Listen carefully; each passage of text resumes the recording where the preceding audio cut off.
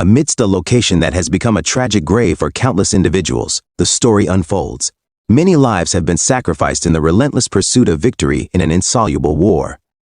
For those who survive, their only desire is to survive. In this world, there seems to be no purpose beyond this primal instinct. Enduring unimaginable hardships, one individual perseveres, emerging as the main protagonist of our story. As he walks toward the source of an intense, shining light, he believes that, after his 18 previous failed attempts to complete the mission, he can finally end his arduous journey. Upon entering the room, the fearless warrior was confronted by a formidable gathering of guardian golems. He couldn't help but wonder if this was indeed the 20th mission. Behind this imposing line of golems, a dark passage beckoned. Our protagonist is led to believe that these sentinels are guarding the path to something more significant. With determination in his eyes, our hero begins to summon his weapon. He knows that the glowing guardian golems will not allow him to pass through the room unchallenged. As he summoned his weapon, a crimson sickle appeared in his hands. The moment the guardians saw the sai, their eyes glowed with a newfound intensity, as if they had awakened from a dormant state. These terrifying creatures began their march towards our hero, raising their massive weapons with purpose. Their combined attacks began as they sought to kill him. Fortunately, our protagonist's agility served him well, allowing him to avoid devastating blows with swift movements. This proved to be the perfect moment for a counterattack. Our hero, with unwavering determination, cast the incantation, Seal of Death. Immediately, a magical circle with a fierce skull symbol appeared directly above the guardian golem. Due to the power of this terrifying seal, our hero enveloped himself in a fiery and dark aura, his new speed surpassing that of the guardian golems. Using this rapid climb, he launched a devastating blow to secure victory. The attack he delivered left a massive, gaping gash in the body of the massive guardian. After this successful attack, our hero strategically put some distance between himself and his opponent. A satisfied smile spread across his face. He understood that his plan had worked out perfectly. Hitting a skull marked with the Seal of Death skill triggered a noticeable spike that increased the damage dealt by an impressive 100%. When one of the guardian golems was defeated, the remaining sentinels rushed towards our hero in fear. In front of these huge monsters, he appeared as if he were just an insect. However, this did not stop him from being afraid. Suspended in midair, our hero imbued his weapon with a terrifying dark aura intended to counter the holy beings, a skill known as the Night of Death. Gradually, the guardian golems found themselves enveloped in a vast shroud of darkness. The brilliant light that once illuminated the temple was now obscured by a crimson veil that blinded the holy beings around them. Seizing the opportunity, our hero unleashed a devastating slash, an attack that unleashed a massive amount of energy capable of wiping out an entire group of monsters in an instant. Despite his attack, our hero remained silent, but it became clear that even his massive attack was no match for the guardian golems. The holy beings sent out arrows of pure ice and fire energy, launching them with incredible precision towards our hero. These arrows were about to strike him, each strike threatening death. Faced with this relentless onslaught, our hero realized that he needed to increase his speed to avoid the oncoming danger. With unwavering determination, he leaped directly into the path of the attacking guardian golems. Confronting them head-on, our hero's speed reached godlike levels, allowing him to create afterimages that confused the golems. In response, one of the golems loaded multiple arrows onto its bow, releasing them so fast that they exceeded the speed of light, hitting almost every illusion our hero had created. In the midst of the gruesome and intense confrontation, our hero maintained his composure and even had the nerve to smile and nudge the guardian golem. It was claimed that it would take more than their attacks to hit him. However, his arrogant expression quickly vanished as a bright light appeared beneath him. Our hero realized that an unexpected magic seal on the ground had triggered a trap, summoning a massive ice shell that pelted him, completely stopping him. The extraordinary speed he had boasted of just moments ago had vanished. Determined to break free, he exerted all his efforts, gradually causing cracks in the ice. As he struggled to escape, the guardian golems approached the trapped hero. One of them, wielding a massive spear, prepared to unleash a devastating blow. The ice remained unyielding, but the cracks became clearer. Then our hero's eyes transformed into a crimson hue as he activated another skill, Moonlight Destruction. A bright red light pierced the ice wall that had trapped him, freeing him. The attack not only freed our hero, but also struck the guardian golem positioned in front of him, revealing the true power he was hiding. Activating this skill also triggered the transformation and enhancement of his equipment, and he admitted that the situation had put him in imminent danger of failing the mission. Having spent a great deal of time and effort fighting the guardian golems, our hero made the critical decision to end the encounter with a single devastating blow. The dark and menacing aura surrounding his side became increasingly aggressive. Recognizing that the situation was about to spiral out of control, the guardian golems prepared their most powerful attack. Magic spells, arrows filled with terrifying magic, and physical weapons with powerful energy were all readied. In response, our hero performed a powerful forward stomp that generated enormous force to reinforce his side's impending strike. Due to the intense dark forces, our hero once again unleashes his Moonlight Destruction ability. However, this time, the powerful aura surrounding him is enhanced by another skill. Red Moon, the resulting slash is similar to a broken ice, but with a larger area of effect. The massive creatures that once dominated the area were split apart like soft bread, their lifeless bodies falling to the ground. Our protagonist descended, heartened to see that these terrifying foes had finally been defeated. With the Guardians defeated, he headed for the room they were guarding and delved deeper into this mysterious place. A strange sensation washed over him, urging him to examine his surroundings, which seemed like a new temple. However, it seemed eerily empty. Unsure of what to do next, he made his way to the farthest door. As he approached, the magic circle drawn outside the door began to react. With determination, our hero positioned himself in the center of the circle, eager to find out what happens next. As our hero waits, a sad smile tugs at his lips, wondering if this will be the run for him to complete the game on his final attempt. However, his optimism quickly crumbled when a notification appeared, showing that only one of the 5 players was standing in the magic circle. He was shocked by the harsh reality that, in order to enter the boss room, a full party of 5 players was required. At that moment, all the hardships and sacrifices he had endured seemed to fade into oblivion as the notification informed him that the challenge of meeting this requirement was imminent. This would result in his death. A golden light engulfed him, trapping him within a barrier, his frantic efforts to escape proving futile. In his final moments, he cursed the folly of this final requirement, but it was all in vain. His body began to fall apart, and he wondered if this was the end. His expression changed as he realized that this was the conclusion. The last seconds counted, and the game told him of his death. However, in the midst of despair, an item called the Rune of Regression is activated. The last surviving hero is transported back to the time before the start of the first mission, which marked the 100th time the rune was used. As a result, the Rune of Regression will now be gone, but our hero will begin his 100th return, starting anew. The story begins in front of this Korean palace located right in the middle of the city. It is the last day of the year, and many people have gathered in this place for the countdown to the new year. As it descends into the last 5 seconds of the year, a man emits a bright blue aura around his body. His face was revealed and he clearly felt discomfort. This man looked at his hands and realized something, and there, he returned to his old life. His hands trembled as he thought about the same time before a person was swept away into a deadly trap. He clenched his fists as he remembered that he had almost gotten rid of said trap. He was in the 20th round of the final round. In his mind, he wished he had the power to stop time. Because right now, there were only 2 seconds left before disaster struck their lives. He also remembered what the system had shown him after he died in his previous life. This was his 100th time using the Rune of Regression. It had reached its limit. As the last second of the year approached, this man who would become our main character thought that since this was his last chance to return, he would definitely end the game. Then he prepared himself for what was to come. Our protagonist also thought about the last requirement that he failed to fulfill in the 20th round of the game. And that was the thing that he had to bring 4 more people with him. He then began to scan his surroundings as he considered who would be the best person for these roles. A few minutes before the countdown, another individual was revealed. This man was now with his friends. They were also in the middle of the city and were about to celebrate the new year. And while they were waiting, one of his friends was thinking about what he should do after their graduation. This bald man thought about becoming a delivery man. The same person then pointed the question out to his friend. It was then revealed that this person's name was Young Min. He smiled as he answered the question. He commented that he planned to become a gangster. His friends heard him and were shocked. They didn't think that the mean guy was really serious about this matter. The mean guy's defense is that people only live once, so he should do whatever he wants. The anxiety on these guys' faces is evident as they realize they have to keep their distance from the mean guy after graduation. Being close to a gangster is never a good thing. The bald man asked the mean man what would happen to his personal servant after graduation. This question painted an image of a poor and sad man in his mind.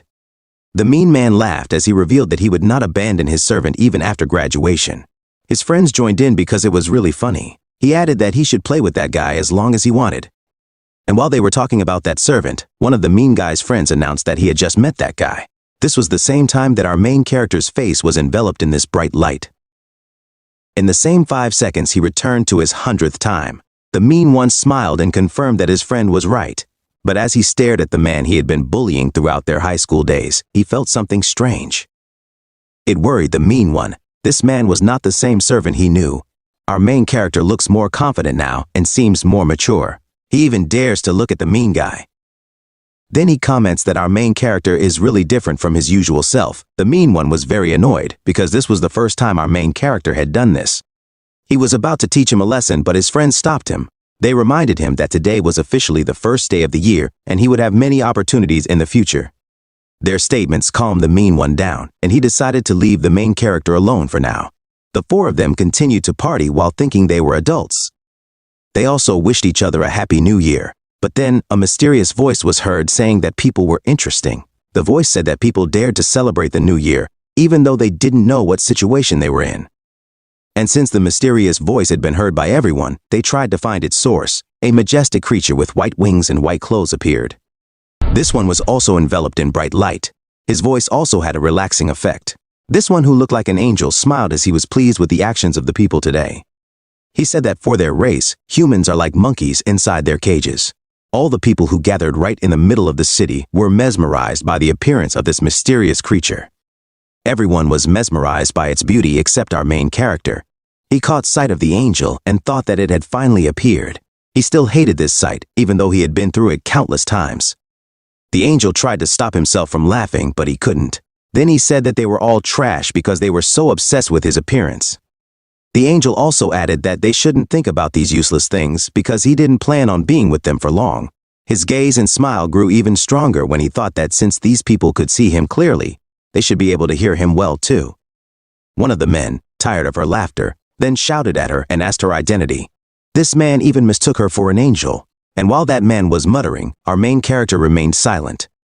The angel still smiled, but this time he couldn't speak. His eyes then turned red and he had a mean look on his face.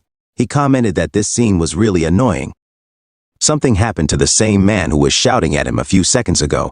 Suddenly his head exploded. The person standing next to him had blood all over his clothes. His body also started to shake. It took them a few seconds to process what had really happened. A loud scream was heard throughout the area. Young Nin was one of the men who saw what happened and wondered what it was. The angel spoke again, but this time his sweet voice was gone. He then warned all the people not to dare speak informally to him. He also added that they had no right to ask questions. They must also not act arrogantly in front of him, or else they will suffer the same fate as the previous person. The angel continued his speech while giving the idea that humanity now belongs to an inferior race.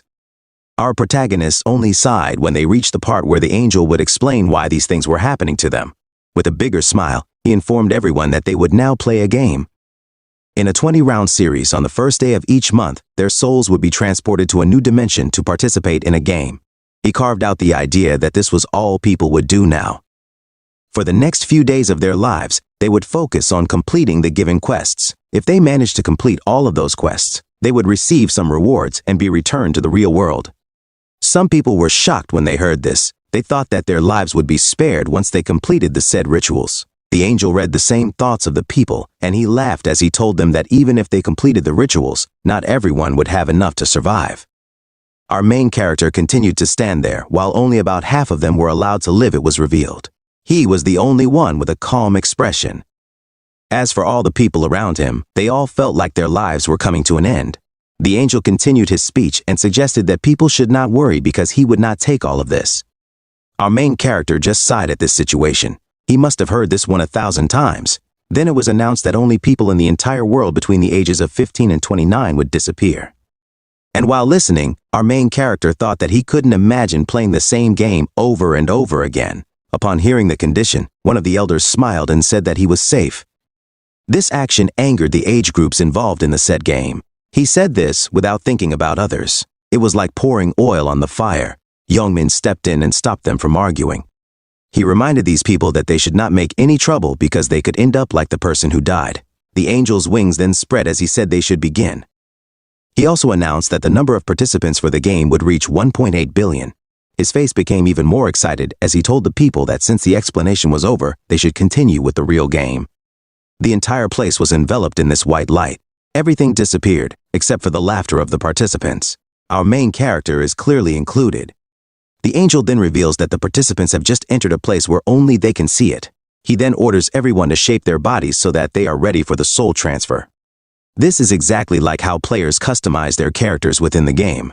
They only get one chance to do this, so they really have to choose wisely. As for our main character, he thinks he'll choose the same thing he did last time. The appearance and characteristics of his old avatar are now selected. Even his in-game nickname will be Black Style. A few seconds after completing the customization, players are transported to a completely new place. This is an open field. The avatars of the participants slowly came to life. This is exactly the look that our main character has repeatedly chosen. He has black hair and crimson eyes. His body is also taller than his real body. This also marks his 100th time in the game. Because he had the same body from his previous returns, he felt like this was his real body. He didn't need to adjust to it anymore. As for other people, their avatars had also been transferred into this new world. Some of them have honed their skills in customizing themselves. Our main character observes how these people deliberately make their avatars look good, but this is one of the mistakes a person can make at the beginning. In this other world, the weak become the prey of the strong, and if their appearance is too striking, they become easier targets. And this is a big mistake, because if someone dies in the game, they will also die in real life. Our hero then searches for a specific individual he has been waiting for to arrive, and it is none other than Hwang Young-min, the bully who made his high school life difficult. Blackside is a bit disappointed because, as he expected, Young-min has once again transformed himself into a huge figure within the game. When all the players had brought their gifts, the angel appeared again and greeted them. He also noticed that these people seemed to like their new looks. He was happy as he thought about how their handsome and beautiful faces would change after feeling scared and hopeless. Right now, everyone in Seoul has been taken here. There will also be approximately 1.8 million people who will disappear, which makes other people wonder why only a few of them are visible. The angel laughed as he thought that this was what made people inferior. His mood also changed as he revealed that this place was not the only one that would serve all participants. There were also other angels who were now playing the same game, and without further ado, the angel began to explain more information about this game. Players can access a type of status window as long as they can think to summon it in their minds. This is an example of what it contains. In front is Blackside's status window. There's nothing impressive about it since it's just the beginning of the game. The main character also sighed because all of his max level stats from his previous life were gone. The angel asked everyone if they had all seen their status windows. He said that it was a reminder of how rubbish they were, and for them to survive to the end and clear the 20 rounds, all they had to do was get stronger. If someone truly achieves this task, the angel declares that the reward is anything they could ask for. In addition, they will be able to get out of this survival game. Other people start thinking about things they really want. That's a pretty impressive reward. And to start things off, the angel smiled as he revealed that he had something prepared for everyone today. The players accessed their inventories and found something quite remarkable. There is now an item placed inside. It is a random rune. The angel explains that this rune can only be used once. Players can use it even if they are only level 1, and it is the only thing given to them at the beginning. Players can use this item whenever they feel like using it. Young-min was the first to use it and was amazed by what he saw. The angel laughed again when he noticed that some players were not happy with the things they got from the rune. He then explained that they had no choice but to accept it because it was their luck, and after explaining the runes, he snapped his fingers as they entered the real game. Light particles began to materialize all over the place. All the players were greeted with a notification about their first mission. And this is something that is somewhat expected for players to encounter at the beginning of the game. All they have to do is kill 100 goblins each. Of all the participants in the world, only half of them will survive after this round. A few moments later, the first goblins were summoned. The players saw this and commented that it really looked like a virtual reality game. The angel then warned them all not to get excited about it, and this is because he summoned a whole group of people one by one. The whole place begins to be filled with rays of this light. The silence on their faces disappears. The people began to panic when they saw the numbers of goblins in front of them. With a sinister expression accompanied by a terrifying aura, the angel announced the battle between 10,000 humans against 50,000 goblins. This was their fight to the death.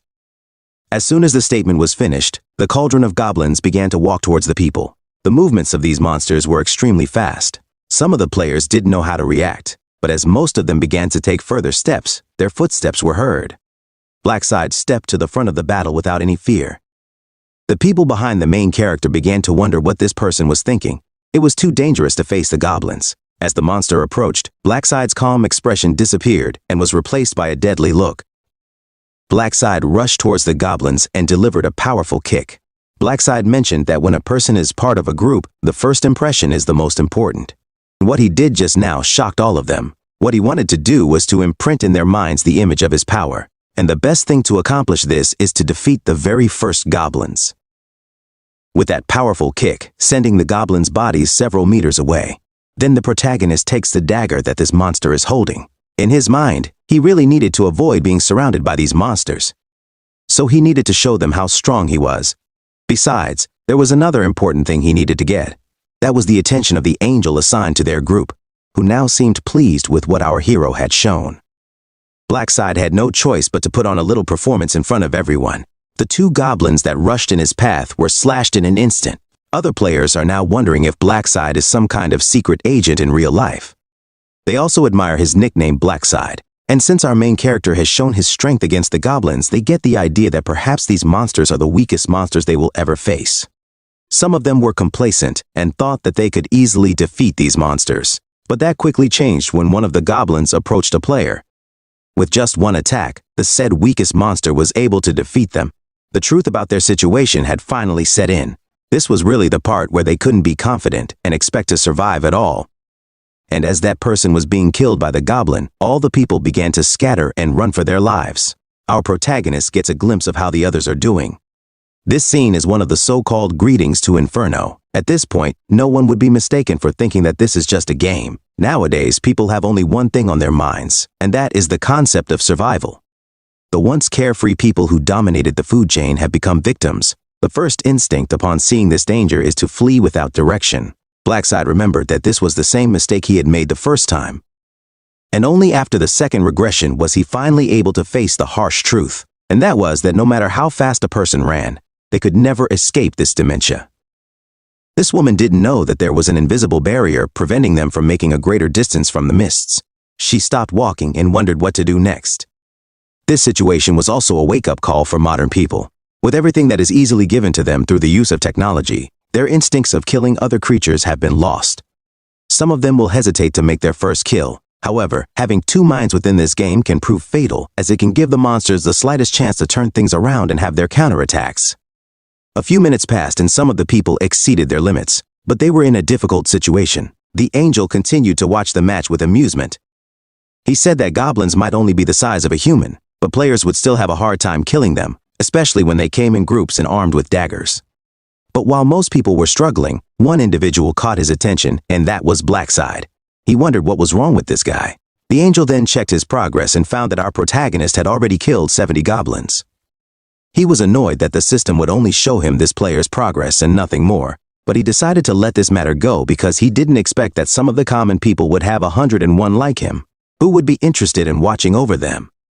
The battle against these monsters continued, and each time a player defeated a goblin, they would gain experience points and gold, which would eventually level them up. As for our protagonist's progress, he had now killed 75 goblins, and he continued to show off his impressive skills while dodging all of the goblins' weapons. Another group was now rushing towards him, but each of them was met only with a quick and powerful attack from the dagger. This man's hand was now stained with the blood of the monsters, causing some to hesitate to attack and approach him. But our protagonist showed no mercy and continued the attack. One attack was enough to defeat them, his eyes becoming even more terrifying as he searched for more goblins to kill. This was also the time when Blackside noticed that the goblins were attacking him, and since no one was attacking him, he thought he could use this time to rest for a while. He checked his status window again and revealed that he was now level 4. He also has 6 additional stat points. Players will receive 2 additional stat points when they level up. And our main character dedicates all of these towards his dexterity stat. And that was because this stat would not only increase his dodge rate, but also increase his attack and movement speed. Nothing was more important than dexterity at the beginning. After that, Blackside thought that with this kind of development, he would definitely get the angel's attention now. He was wondering how he was going to finish the first mission. A spinning dagger was thrown and landed on one of the goblins. our protagonist faced the goblins again and asked if they really wouldn't come near him. This teasing proved ineffective, as the goblins still did not move from their positions. Blackside sighed as he realized this. He knew he really had no other choice. But in one swift movement, our protagonist vanished from his position. This man had traveled the distance through this group of goblins just to retrieve the dagger he had thrown at them. It took these monsters a few seconds to realize what had happened, but as they turned back, they were met with this devastating round slash. They were all cut in half. Killing the group of goblins sealed the end for our main character. He had leveled up again. The system also informed him that he had just completed the requirements for the first mission. A ray of golden light surrounded Blackside. This confirms that he is done. Our protagonist thinks that the first round is always so easy. All he has to do is try harder to get the angel's attention. After that, the system congratulated him for being the first to complete the quest in their given zone. Blackside also took first place in all zones. His total time was 10 minutes and 21 seconds. This guy had this happy smile on his face as he regained rank 1. This would prove to be beneficial, as the top 3 players finishing each mission would get some sort of reward. His reward for being rank 1 in his given zone was the lowest rank rare weapon selection coupon. For the reward of rank 1 in all zones, our protagonist got a special reward selection box. These items would clearly provide a huge advantage over other players, and the first thing Blackside decided to use was the weapon coupon. The system then presented him with a list of the following rare weapons from which he could choose. He then felt disappointed that he would have to use these low-rank weapons again, but was still grateful to have them in the first place. Our protagonist then clicked on one of the options, and the weapon he chose was the stiletto. This weapon is considered the best dagger available to beginners. It also has an attack power of 15 and an additional dexterity stat. After receiving the item, our protagonist threw away the dagger he had gotten from the goblins. As for another reward, he planned to open it next time, and while Blackside was busy checking all the rewards he had earned, the other players were still chasing the goblins. Our protagonist also checked his status window and noticed something strange this time. This man was referring to the title he had received earlier, called Last Time Regressor. He thought he hadn't seen it in the past 90 years of being cursed. When they were asked to use the rune, our protagonist used his too, and the rune he got was the rune of Regression, which was the same thing he had gotten from the first time. This was the thing that had allowed him to reach this point. After using it, the rune was immediately imprinted on his body. The only thing that was different now was the error the rune was receiving. Our protagonist had expected this because he knew he would never be able to return. This rune also confirmed his 100th regression, which caught Blackside's attention. This was also the time he took the title of Last Time Regressor. In this game, the titles are superior rune concepts. The Last Time Regressor is only obtained at the 100th regression of a particular individual, and it allows the user to remain in the form of tears for 1 minute. The user can be revived at any desired point in time, as long as their health is restored. He then remembered that the ability to resurrect could only be seen as a crazed skill. Even that only restored up to 30% of their health. Our protagonist thought that the title he had taken this time would really prove useful, and having this in his possession would really help him finish the game this time. Because this title is unique and seems to be very rare to appear, Blackside has requested that it be set to private. This setting will prevent any other players or only them from seeing this information. Our protagonist stretched out his hands when he thought that other players who had passed the mission would soon appear. He also wondered how Youngmin was doing. As he explored the area, he saw this man still alive. Blackside realized that Youngmin would also survive this round. After a few more moments, several golden lights appeared all over the place. The angel was still watching and smiling as he wondered why the battlefield was a bit boring for his taste. It turned out that the number of goblins had actually decreased as more and more people were killing 100. The fun of fighting groups of monsters was gone. All they had to do was apologize for their mistake. He promised to make it more fun. The other survivors burst into tears upon hearing his deceptive words. They knew this meant some trouble. Meanwhile, the bodies of the dead players began to disappear. More people noticed this and ran away wondering why it was happening. And while they were worried about their friends and companions, another bright light was released. This was the first time that seeing a golden light did not mean safety. Another group of goblins began to rush towards the players. Their faces were now filled with fear. They were already tired of the previous group. The angel revealed his crazy face again and told them that he had just added another 50,000 goblins for these people to kill. Since they really had no choice but to fight, the remaining players faced these goblins. The peaceful open field had once again become bloody. The monsters did their best to fulfill their role in this mission. But at the same time, the players were angry and found a way to survive. As time went on, the number of people passing the mission increased. Yongmin was also released, but this man used other people as a barrier against the goblins' attacks. In times of need, desperate measures are needed. Another 1,000 participants passed, and through it all, Blackside just kept quiet and closed his eyes. He was fed up with this scene. It often happened that people lost their lives, and this was the 100th time he had played the game. Once the participants pass, they are no longer allowed to help the remaining ones who have a mission. This angel continues to whisper, a kind of comfort. Our main character's eyes soon open. This is because they have been notified that all 5,143 participants have passed the mission. There are some unlucky survivors who survived but did not kill 1,000 goblins. They wonder where all the monsters have gone. The angel turned his attention to them as he announced that the mission was over. He began to apologize to the unfortunate survivors, because what would happen next would be according to the rules of the game. Their bodies began to fade. These are destined to die. Some are begging for another chance because only a few goblins need to be killed. But their cries go unheard. The saint waved as the first round of the game ended. He told the remaining people that they should all be happy because they had passed. He laughed as he congratulated the remaining people. He also wished them good luck for the next mission. Before the players could leave, the results of the mission were presented. The top spot was taken by our main character. The system announced Blackside's victory. In addition to the 2 first prizes, he would also be awarded an additional 1,000 gold. Our protagonist accepted the gold and was informed that he could use it to purchase certain items once he reached level 10. He also noticed that more eyes were becoming wary of his presence, and that was his plan. He wanted to show everyone that he was the leader. The angel interrupted and congratulated that he had not expected the top rank to be within his zone. He paid attention to Blackside and wanted to answer his question. The saint just asked how he became strong and asked if he had received a strong run. But before he could finish his question, he stopped himself and realized that this question was a mistake. Blackside teased him and asked if he could see his run by looking at his status window.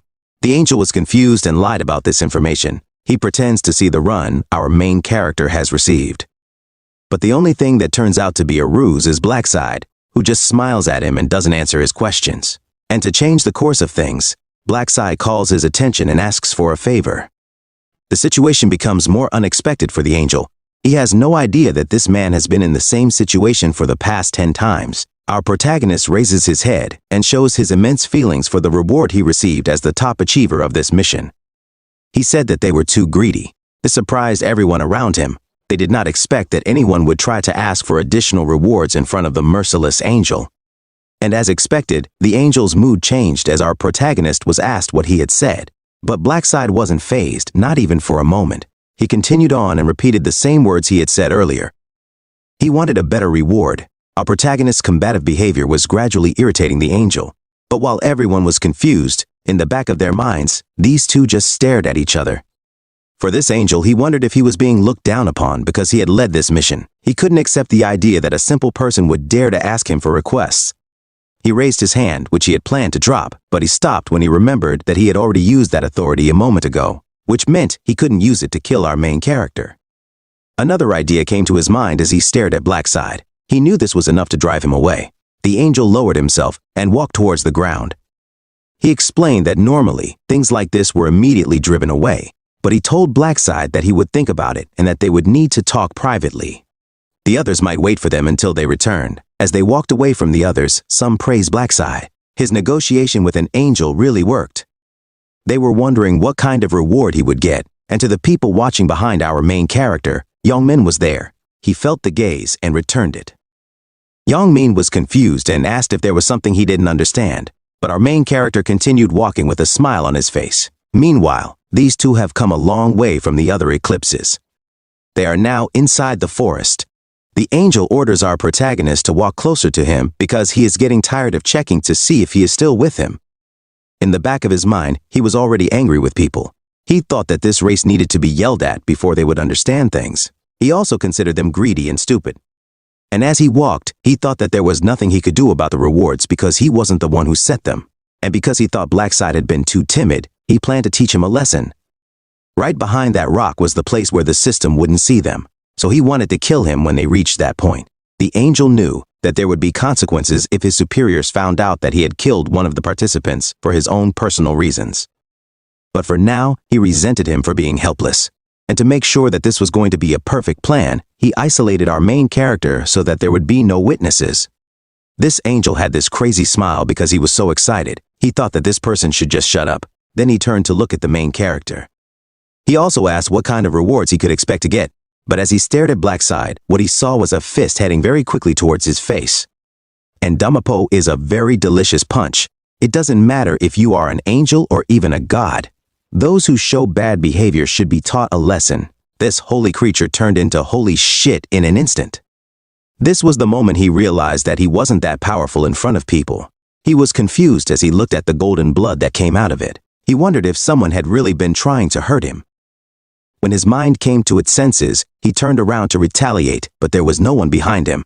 Blackside had disappeared from his sight. It only took a few seconds for the main character to appear and startle the angel. Blackside grabbed one of his wings, and the angel immediately became frightened. He knew what was about to happen. But even so, she still screams and asks what this person is going to do to her. She also begs him to stop, but our main character is really ruthless. He doesn't care about her and breaks her wings like they're fragile. The angel almost lost consciousness from the pain he felt at that moment. And as Blackside tore at him, golden blood spattered all over the place. With a cold gaze and expression, our protagonist told him to stop being a crybaby. Blackside didn't stop there and grabbed another wing. He counted this one again as the angel screamed. All the wings were now removed. Blackside commented that this way he wouldn't be able to run anymore. He also asked if the angel was feeling pain, and of course the angel answered yes. It's as if a part of his body has been ripped from him. Our protagonist reveals that in 5 minutes, he would have been the one asking these questions. If his plan had worked, he would have been the one laughing the entire time. The angel tried to deny these allegations and shouted that he was very confused. And that's when Blackside revealed the dagger hidden behind the wings. He said that this angel was planning to stab him in the back with this weapon, and since the angel fell silent, the main character confirmed his intention. But he still tried to talk his way out of the situation. Blackside smiled and told him that he didn't have to lie, because just by looking at his expression, he already knew the answer. He also called the angel Betrayal. Betrayal was stunned upon hearing this statement. She asked our main character how he knew his name, but this man simply replied that she didn't need to know. At the same time, he pulled out his newly acquired dagger from the storage space. Betrayal was stunned when she saw it, asking why our protagonist had pulled out his weapon. She then taunted our protagonist about blowing his head off with her ability. He said that just by snapping his fingers, things could end badly for him. But Blackside already knew that he couldn't use said skill anymore because he had used it before. This was also the reason why he became confident. And as for Betrayal, she was busy thinking about what she should do. She had no other choice now. But this angel did not give up easily. She said that if the other angels found out that she was going to die, her companions would take revenge against Blackside. The only problem is that our main character knows that all angels are egoists who don't care what other people do, and they don't care if one of them gets killed or not. Our main character was about to kill him now, but he tried to give him reasons not to do it. He said that if he did this, it would not give him any benefit. Moreover, you will not be able to go home, Blackside. But as we said earlier, he already knew that all these words were not true. Regarding the last offer, the angel said that he could give him all the information this person needed for all the missions. But Blackside didn't really need it. He had already run through all of this 1,000 times, and all the events were already imprinted in his mind. Besides, if he needed information, he could just torture him until he revealed all the knowledge he had. After that statement, the angel was shocked when the dagger in our protagonist's hand went straight into his chest. Betrayal fell to the ground as the dagger was pulled out of his body. A system notification appeared and confirmed that an angel had been defeated by our protagonist. He was also the very first player to do this. As a reward, he was given the title of First Angel Slayer. Furthermore, 2 things materialized in his hands. One of them was called Angel's Blood, and the red rune was called the Rune of Slaughter. The Blackside immediately used the rune, and it was already imprinted on his body. The title of Angel Slayer, its effect was that it would double all of the player's stats while fighting a holy creature. Our protagonist remembers that the first time he learned about the rewards for killing angels was when he was in his 13th return. He took revenge on one of them, and items appeared, such as the Butcher Rune, also known as the Rune of Slaughter. Its effect is that every time a target is killed, all stats increase by 1%, and this rune has a maximum of 100%. Blackside smiled as he looked at the things he had obtained. Each reward could now be compared to a unique item. He thought that the other angels would be surprised when they found out that he had obtained another rune. His expression quickly changed as he thought that there was another reason why he had killed Burial, and that was to obtain this thing that was enveloped in golden light. This item itself is Angel's Blood. It is a consumable item, and it can change the user's class to Reaper. The only requirement is that the player must reach the required level in this game. All players can only get a class. Starting from level 10, there are a total of 30 different classes, and changing classes is simple. All players need to do is get an item to change class. Usually this is obtained naturally through hunting or completing in simple conditions, but there are always exceptions. That is when changing to a unique class that is only given to a player who has obtained it under special circumstances. The main example for this is Angel's Blood, which will turn the player into a Reaper, and of course, unique classes are on a completely different level than regular class bonus stats. Advancement, run, skill composition, and many more. Our main character is really happy to have everything back, even as he looks at the status window. He uses a special reward from being ranked 1 in all zones. These are the options he will get, and out of these options, all he needs is one that will help him reach level 10 as soon as possible so he can change class, and that is the 3x experience buff. Automatic if this effect is applied in the second mission.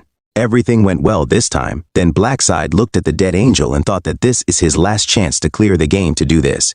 He is ready to do whatever it takes to become stronger after a few more moments. It is finally over the first round of the mission. The total number of survivors in all regions is approximately 900 million, and those within our main character's zone are approximately 5,000. This announcement also announced that they will be transferred back to their original bodies in the other dimension. The next mission will take place on the 1st of February, 2023. Youngmin gasped when he woke up from his deep sleep. He immediately turned around and thought that he was in the middle of the city. He had just fallen asleep at the New Year Bell event. Confusion was evident on his face. He thought about what had happened. He was just thinking that he had experienced a strange dream. This was the same thing that happened to everyone else who was there. Youngmin checked his cell phone and saw that it was 5:20 in the morning. This was the same time that had passed in his dream. His friends were slowly waking up and complaining of the same pain in their heads and bodies. They exchanged information, and it was confirmed that the same dream had happened to everyone. They were in tears, wanting to know why all this was happening to them. The only explanation they had now was that it wasn't really a dream. More people were gradually understanding this truth, and they were wondering if they would be cursed to another dimension again on the first day of February. But as time passed, some of them noticed that other people around them had not yet. Youngmin's friend Tesek wakes up, not moving. He approaches his friend and calls his name. Tesek's face is pale, and it is clear that his body is lifeless. They try to keep the situation to themselves, but as they realize it is true, they begin to tremble. One of their group says that Tesek is not breathing, and he cannot even sense the fakeness. Youngmin is shocked to learn that their friend is dead. The conclusion that perhaps he did not survive the mission against the goblins comes to their minds. The bald man looks around and realizes that there are other people who have not yet woken up. Fear overwhelms them as they realize that the people lying on the ground are now all corpses. Only half of them survived the attack. Youngmin could be seen in shock as sweat dripped down his face. No matter what he thought, this situation was so cruel. This man thought that no matter what the state of people was, they would be equal now, whether they were born with a golden spoon in their mouth or not. The game had removed the cry of people calling life unfair. Youngmin tried to calm his friends. He told them that they just had to make sure they could survive each mission. He added that this happened to them all the same, so they didn't really have to feel the unfairness of the situation. His comments created the image that he was a lunatic in the eyes of his friends. The bald man took a deep breath and told Youngmin that he had only fulfilled his dream of becoming a gangster, so he had no feelings for anyone else. They had other things to do. The bald man also noticed that Youngmin was not listening to his words. Youngmin was busy looking for someone around, and it was none other than our main character. In his mind, he knew his servant was just there, standing near them. But right now, he was nowhere to be found. Youngmin thought that maybe his servant hadn't completed the mission. He smiled, thinking that this was only natural since the village man was too weak and suspicious to defeat 100 gobla by himself. But suddenly, something caught his attention. Youngmin saw a man with a strange device on his shoulder. He wondered what the connection was and where his incredible clothes came from. He swallowed his saliva as he realized something. Youngmin was thinking of using the status window, like the one in the game, and it was true. By now, this guy had reached level 5, and all of his stat points were focused on his strength. He couldn't believe that he could use this feature even outside of the game. His friend overheard him talking and tried to access their status windows as well. They were both surprised. All the people who survived the mission took the same steps. They thought it could be used in real life. To make sure of this, Youngmin picked up one of the rocks on the ground. He clenched his fist and succeeded in breaking the solid rock. He was fascinated by the scene he saw. It seemed as if he was still dreaming, and after a few seconds, his amazement became even more cruel. He said it was very good. After this, all the news in Korea started covering this strange event. It was discovered that more than 10,000 civilians suddenly lost consciousness at the same time. A video clip was also shown depicting Betrayal's arrival in the city. Someone also recorded the moment a man's head exploded right in front of them. And as the video progressed, the alleged angel extended his arms towards the civilians. What happened next made these people suddenly fall asleep. Police reports also confirmed that most of the civilians who lost consciousness were between the ages of 15 and 20. This strange phenomenon is also happening all over the world. People who are not involved in the game started to panic and ask questions on social media. They were all confused. Some even say it's fake and just CGI. But one knows that what's happening now will change the whole world. The first mission is over and many more things will be born. Our main character says this is just the beginning. Articles about the deaths will continue to appear without stopping. In just one night, 11% of the population dies. As the man was walking home, he realized that the real problem was yet to come. Those who survived this strange event were now called players, and the cause was being investigated. Furthermore, the abilities of the so-called players had been transferred to reality. Right now, it's surprising that no player has reached a high enough status to change things in their reality. But over time, some of these players may level up and become transcendent entities. No matter what modern weapons others use, they won't stand a chance against the players. All of them are close to being called human weapons. For our main character, he has no plan to watch the world collapse in front of him. If he leaves everything to their own devices, the world will rot before the second round. The only solution this man has in mind is to control the players. And that is with the use of very powerful powers. In this final attempt, our main character has very powerful powers, but the thing that let him down was that he fought all the matches alone. He needed 4 more players to complete the final match. With a more determined face, he thought he already had a few people with potential in his mind. He was also thinking of ways he could recruit them. But since the game had just begun, he didn't dare to take action yet. In his mind, he had more important things to take care of. The name of our main character in this reality is Ryuman, and we'll call our main character by that name from now on. Ryuman goes to an apartment building. He opened one of the rooms in the apartment because that's where he lived, and as he entered, he noticed something inside. It was an empty ramen cup. He said that a certain person had eaten unhealthy food again. Ryuman entered a door and looked inside. A man who looked like him was fast asleep. Their only difference is their hair. Our main character smiled at the thought of his brother sleeping soundly even though he hadn't even come home yet. The man sleeping was Ryun. He is the younger brother of our main character who will be a third-year middle schooler. Their family is considered typical. But all that changes when their parents die in a traffic accident. All that was left for each other was the two of them. Even at a young age, Ryuman was forced to be his younger brother's advocate. Ryun had noticeable bruises and bandages on his frail body, and our main character didn't know about it until he returned. Then he started changing things around him by turning the lights back on. Ryuman greeted his brother and said it was time to wake up. Then his younger brother looked at his phone and saw that it was only 6 a.m., but he couldn't get back into bed because our main character was pulling his blanket. He insisted that they didn't have much time and that he would explain while they were out. Ryun was still sleepy as he asked his brother what was the reason for all this. His expression changed when he heard his brother's voice, which became serious. This was because this person had declared that the world was in chaos right now. As for Ryun, all he knows is that his brother just went out to watch the New Year bells celebration. He asks if something happened. The main character then tells him to go outside first and he will tell him everything as they walk. A few moments later, the two were walking down the street. Ryun stared at his brother intently, wondering if something bad had happened. This was one of the rare cases where his brother's face was serious. Our main character then spoke up and told him that this one really has no idea what is going on in the world right now. This statement made one curious and asked if something happened while he was sleeping. Ryuman then instructed him to take out his phone and check the current top trending searches. This guy followed his brother and actually took out his phone.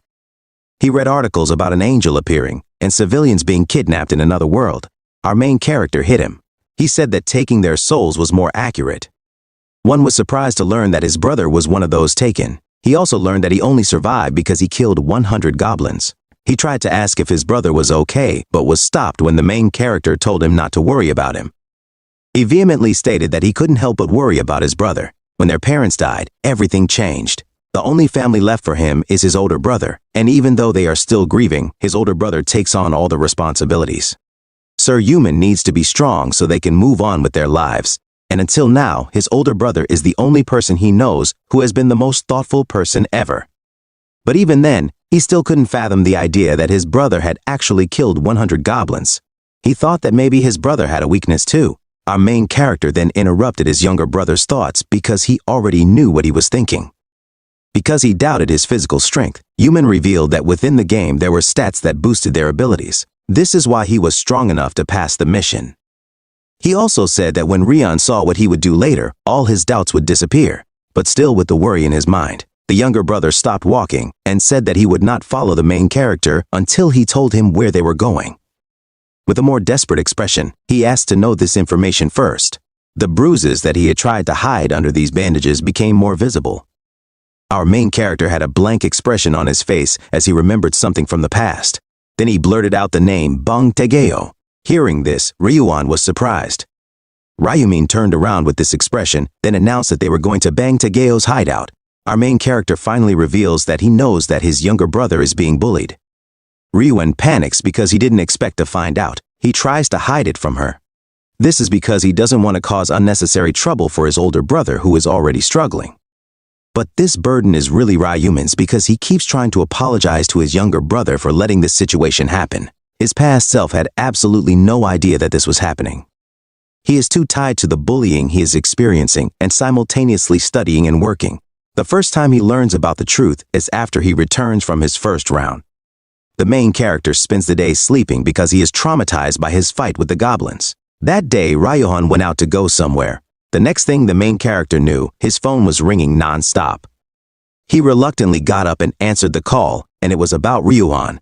His eyes widened in shock when he was told by the person on the other end of the call that he should go to the hospital immediately. That same day, he rushed to the hospital when he learned that his brother had been involved in an incident. Ryuhan returned home alive, but he was blinded by the beating he received from Bang Tegeo. The main character regretted that day and blamed himself for being too weak and stupid. He was unable to protect his only family in this world, but since he recovered, he changed Ryuhan's fate and saved her every chance he got. He promised that no one would ever hurt him again. Meanwhile, in this abandoned factory near their place, someone was being beaten up. A man with this blonde hair said that these three individuals in front of him had failed to bring him 200,000 won each. And because their bodies were so sore, they didn't even have the strength to give their reasons. This resulted in this person continuing what he was doing. There were three other men who were just standing there watching as their friend taught them a lesson. They thought Bang Tegeo was just being ruthless. One person said that even the students from the higher years were no longer afraid to bother him, and that was why they didn't want to incur his wrath. Bang Tegeo then commented that these people were useless because they failed his request. The money he was hoping to get from them was earmarked for a motorcycle that he had been longing for. Then he approached the other three and asked them if they knew of any ways to get money. These people started thinking, but giving easy ways to get money was really not easy until this person came up with an idea. Then he suggested that Bang Tegeo ask his personal assistant, the tall one with curly hair, for money. Bang Tegeo smiled as he remembered Ryuan. He said that he was planning to call her today because he would be celebrating the new year with her. These men then teased Bang Tegeo and suggested that he could have been begging her mercilessly. But Bang Tegeo revealed that Ryuan is almost homeless. He added that his helper cannot bring him any money even after beating him. It seems that his house is also in ruins. Upon hearing this situation, the three were disappointed. They were a little saddened, especially when they found out that Ryuan's parents were no longer there. Bang Tegeo continued to tell them that the boy's only family was his older brother, but Bang Tegeo stopped speaking as his gaze focused on something. It turned out that it was because Ryuan and our main character had arrived at this abandoned warehouse. Bang Tegeo smiled when he realized that he had nothing to fear, especially in Ryuan's presence. He approached Ryuan and said that they were just talking about him.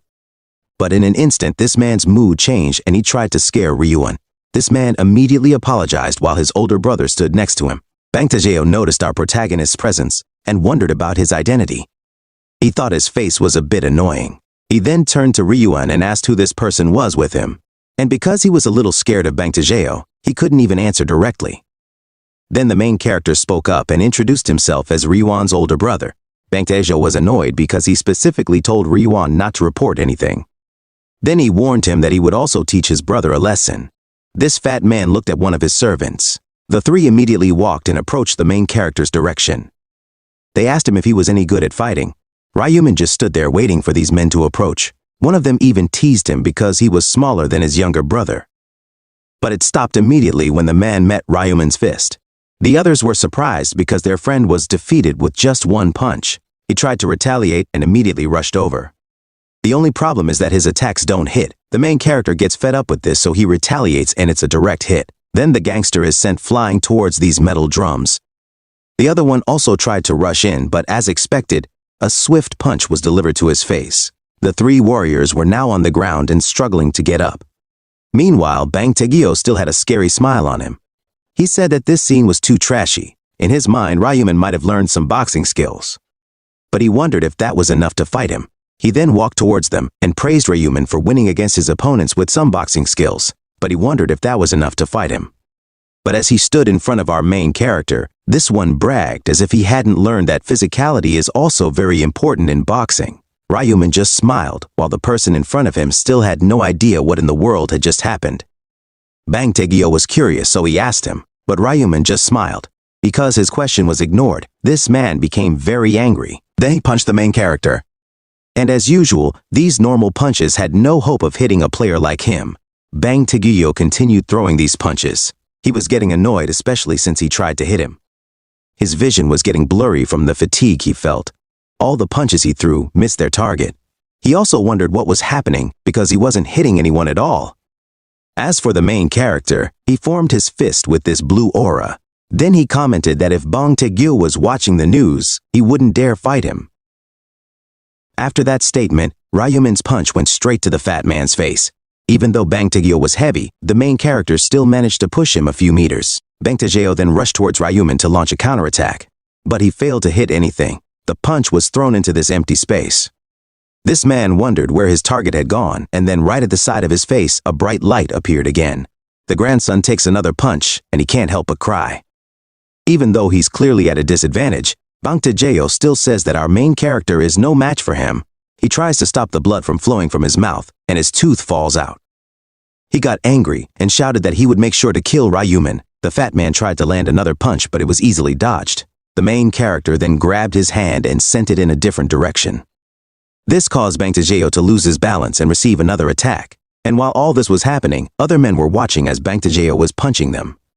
This man thought that Ryuman might have been hitting his face on purpose. He looked at the enemy and saw his face full of arrogance and confidence. Bang Tae-gyo now wanted to hit this person at least once. He rushed at Ryuman again, but then a strong kick hit the damapo. Bang Tae-gyo was sent flying towards the wall. This guy was at his limit. He didn't have enough strength to sustain this fight. Furthermore, the attacks he was receiving were not easy to take. With a more irritated expression, the protagonist asked this polisher if he was hurt. Ryuman remembers the day he saw his younger brother go blind. And of all the regressions he has, this is one of the scenes he will never forget. That's when the fat man asks our main character not to come near him anymore. He protected his neck from another kick and begged Ryuman to stop, but after all the main character did was hold his hand, which confused Bang Tae-gyo. Ryuman smiled, but now his eyes were full of fear. He explained, this was the same reason why he shouldn't have disturbed his little brother. A hint of pain was felt after that statement. The man suddenly just stared. After a few seconds, the pain finally registered in her brain, and she screamed loudly. Many of her fingers were now broken. And while she was still crying over the broken fingers, the main character held her other hand. Bang Tae-gyo's eyes were full of fear.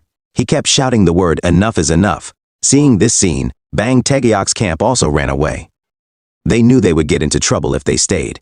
Ryuan also turned away because he didn't want to see what his brother was doing to Bang Tae-gyo. Our main character warned this man again if he ever bothered his younger brother again. I think this is more than enough lesson for today.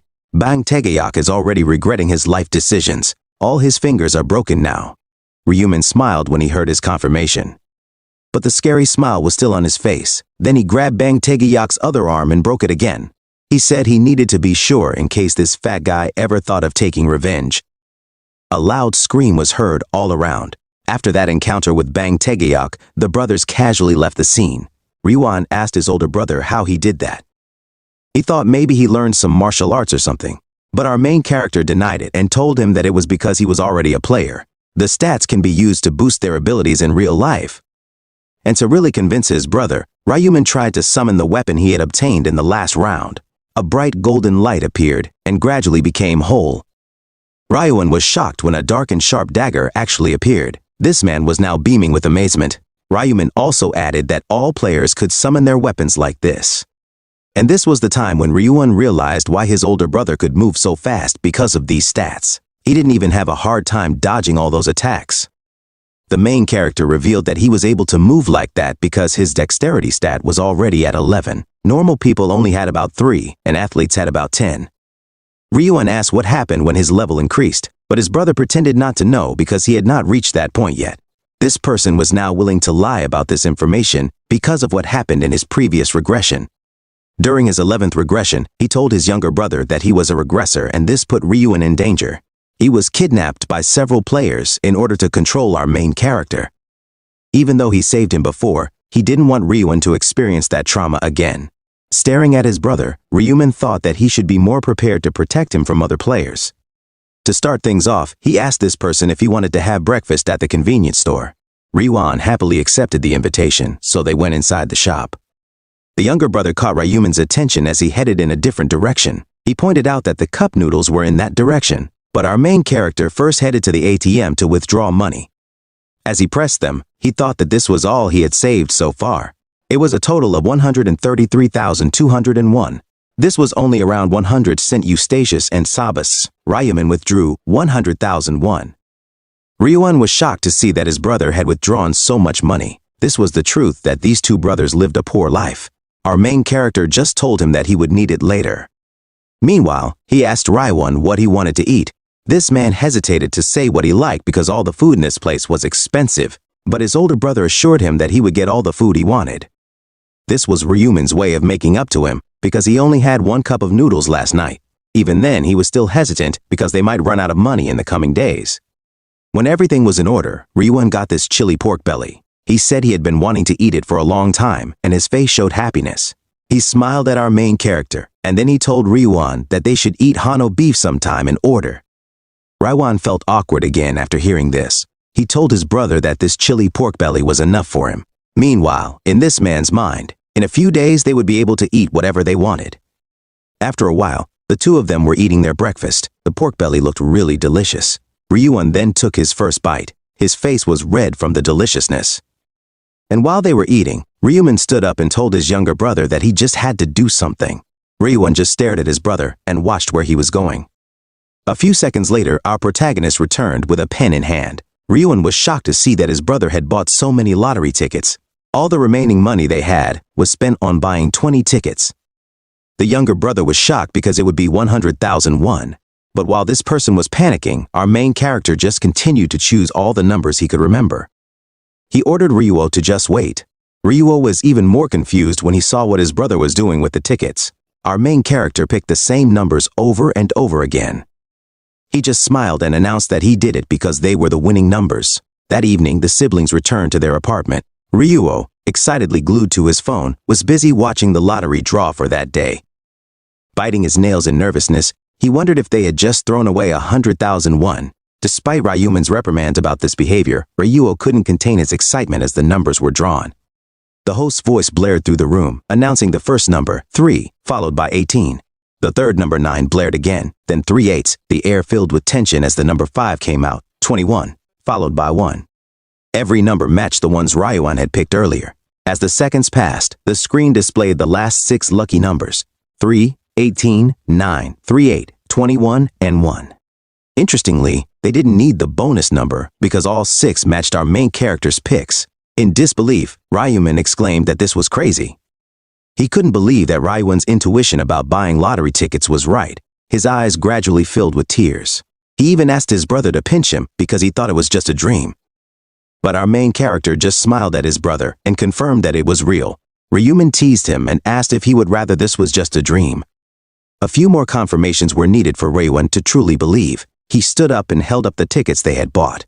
He screamed with joy, but his celebration was cut short because our main character advised him to be quiet. Their neighbors might hear him. Ryumin was overjoyed to see his younger brother like this.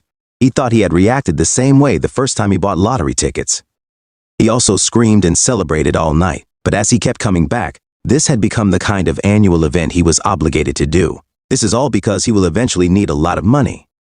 The loss of population by 60% in just one night has really affected the economy of all countries around the world, and soon, trading items between players will also be available, all of which will be done on a cash basis. Ryohwan then asks his brother how much they will get after all the tickets are exchanged, and is given an uncertain answer. Our main character's only concern is that this amount of money will be enough for them to shake the world. The next day, Ryumin goes to the front of the Nongya Bank building. Because he had already won it many times, he was not nervous as he walked towards the teller. He then approached this individual and casually told him to come here to claim the first-place lottery prize. Upon hearing this statement, this person immediately greeted our main character. But as he stared at Ryumin, he thought that this man looked like a high school student. Then he asked our main character about the shop where he bought the ticket. And he answered by saying QS24 shop, the Hue branch. His answer surprised the man.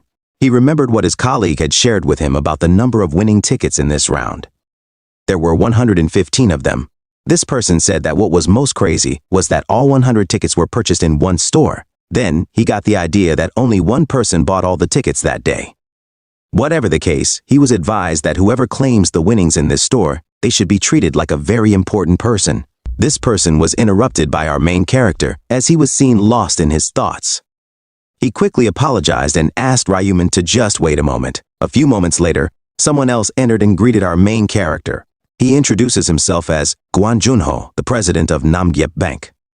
The bank president personally congratulates our main character for winning a lot of lottery tickets. He also congratulates him on the process. Ryumin was then invited to another quieter area and asked to follow the president. President Juno led him to this room where the proper department would be handling the lottery winnings. They entered the room and were immediately greeted by a lady. This one wondered who this person was next to the president. He thought it might be his son. But his question was immediately answered when the president introduced Ryumin as one of their VIPs who had come in to collect his prize. He also told the lady that he should make her comfortable in everything. The employee became even more nervous when he learned that this person had only won 100 lottery tickets at one time. Then he composed himself and tried to remain calm. After that, he offered Ryumin a seat. He also asked him if he wanted to drink anything, but our main character just wanted to get his winning prize right away. As part of the process, she would first confirm the lottery tickets. Ryumin quickly handed her the tickets. There were indeed a lot of them, and as she inspected them, the woman couldn't help but think that this was a fake. This was the very first time he had encountered something like this. He even thought that maybe this man could see the future. After a while, he confirmed them and told our main character that they were all true. Ryumin asked him how much he would receive, and just thinking about the number made him shudder. Our protagonist waited patiently for his response, and it was revealed to be around 22.5 billion won. That's over $16 million. After taxes, our main character took home a whopping 15 billion won. It all happened so quickly after he collected his prize. Ryumin was busy buying a new house for them. That night, he also opened a stock trading account. At this time of year, Bitcoin is expected to rise by 500%. So he planned to invest in stocks after increasing his money with Bitcoin. A few days later, the two talked about their future plans. Ryumin saw some pictures of their new house. He said that he had only seen these kinds of big and expensive houses in pictures. But one thing struck Ryu, and that was the fact that his brother chose to rent this house rather than buy it, even though they had more than enough to pay for it in cash. After it was revealed to him that they had no money left, his very smart and intelligent older brother invested everything in Bitcoin. He set aside all 14 million won. Ryu stopped, seemingly not knowing what to do. He was stunned and couldn't answer anything. Ryumin assured him that he just had to trust him because he already knew a few things. This person also prepared some kind of backup plan in case he got lucky. He revealed that he still had 4 sets of numbers that he had seen in his dream, and he would just buy tickets again if that happened. Ryu's eyes narrowed as he realized that he had only seen people dreaming of lucky numbers on TV. He didn't even think that those were true. He shook his brother and told him not to forget those numbers no matter what. In Ryumin's mind, he couldn't forget those numbers even if he wanted to because he had done it so many times. After that, the older brother was told that they should launch and prepare to leave. He was stunned and asked Ryuman where they were going. The man smiled and announced that today was the day they were flying. Meanwhile, somewhere in this random area, a punch was felt on the wall. It was so strong that it even created cracks from the force of its impact. This attack was from Ryuman. He smiled as he thought that putting all his stat points into strength was indeed the best choice. Furthermore, the rune he had obtained from the angel was the rune of strength. Because of this, the amount of his strength had been doubled, resulting in him having this kind of power. Staring at the cracks he had made in the wall, he thought that even Mike Tyson would be jealous after seeing a punch this powerful. Ryuman was even more excited when he thought that he should try using his newfound power in an actual fight. Later that day, the would-be gangster knocked on Ryuman's door. Ryuman was getting annoyed because no one was answering, not even answering his calls. His gut feeling told him that his servant was still alive. He then remembered the night he saw Ryuman before the New Year event. He thought that he would never let this matter go, especially since the main character was staring at him like he was trash. The anger he felt increased even more when he remembered that memory. He said that now he would kill him. In his mind, even though Ryuman had become a player, that cowardly servant was still weak and needed to be taught a lesson. Youngman thought that the main character would naturally hide inside his house. But even with these aggressive knocks, no one answered. He suddenly stopped while thinking of a plan. He said he would accompany her to the door and deliberately commented that since Ryuman wasn't inside, he would leave for now. Youngman was now waiting to hear even a single breath from inside. He was about to break down the door immediately, but his attention shifted to this old man who asked him what he was doing in front of his neighbor's door. This man really had this rough attitude and asked the old man why he was interfering. Youngman wondered if this old man was the owner or what, and then this individual confirmed it. He was indeed the landlord. The old man asked Youngman if he was there to meet a friend, and to get this convenient companion, he agreed and pretended to be a friend of the main character. Youngman even asked if he could open the house. He said that he had no contact with his friend, so he went in to see what had happened to him. But the old man revealed that his friend had left him. The owner added that the room was now empty, and the student who used to live there had moved to another place. The only problem was that he had no idea where. This situation made Youngman even angrier. He thought Ryuman had run away without saying anything. Meanwhile, the person they were talking about was now standing in front of this beautiful and tall skyscraper. Ryuan commented that it was too high. The man was even more amazed when they entered the building through the revolving doors. He also watched his brother collect the special entry cards given to the building owners. His astonishment increased even more when he saw a security guard confirm their identities. This was the first time in his entire life. While they were inside the elevator, Ryuan added that this place was very beautiful. The place they would now call home was on the 4th and 3rd floors of the building. The two arrived at the place and were greeted by this spacious place. Everything inside was new as well. Ryuan also found out that this place was over 330 square meters. As they inspected all of its areas, Ryuan commented that this place was too big for just the two of them. The contract for the place was 500 million won in deposits and 22 million won per month. That price was over 16,000 US dollars. And upon hearing this, Ryuan lost all his strength. He remembered the time when they were worried about spending 5,000 won at a convenience store. The younger brother suggested that they just get a cheaper house. But our main character disagreed. He revealed that the more they paid, the better the security, and that's all that mattered now. And that's because every first day of the month, players are in a state of sleep, and this is the time when all players are at their weakest. Natural disasters are a real threat. Furthermore, there are times when assassins are hired by other players, and so, when the time comes, the players need to be in a very safe place. Ryuman knows that no matter how strong the players are in the game, it will all end if they die in real life. After checking every part of the house, Ryuman asks his younger brother if he really wants it here. And his answer was yes. The main character then commented that he was happy because Ryuan liked it. But looking at his brother's face, Ryuan thought of something. His face showed concern. He also fell silent. After a few seconds, this man suddenly apologized to the main character. And that was because he felt guilty for putting his older brother in danger of his life every first day of the month, while he was just here enjoying all the good things in life. But this sadness inside was really unnecessary for now. Ryuman quickly patted her shoulder. Then he assured her that Ryuan didn't need to be sad because he would definitely come back every time. And to brighten up the atmosphere, our main character invites his sister to eat at the Korean Clay on the 2nd floor. While Ryuman is waiting, our main character's phone rings and he looks at it. He sees that Min has finally noticed that he has moved to another place. She also decided to ignore his calls because they would never meet again in real life. But it would be different in the afterlife. Their fate was destined to meet again. The day after moving in, Ryumin was still yawning as he walked out of his room. He saw his younger brother getting ready to leave. The man revealed that he had just ordered rice cakes, so he was going to get them. Ryumin's statement confused our main character. Why rice cakes? This event has not yet occurred. Returning does not mean that all things will happen the same way, but it was still a 9 trigger for Ryumin. He then asked his younger brother why he had bought some rice cakes and learned that Ryoan had planned to give them to their new neighbors.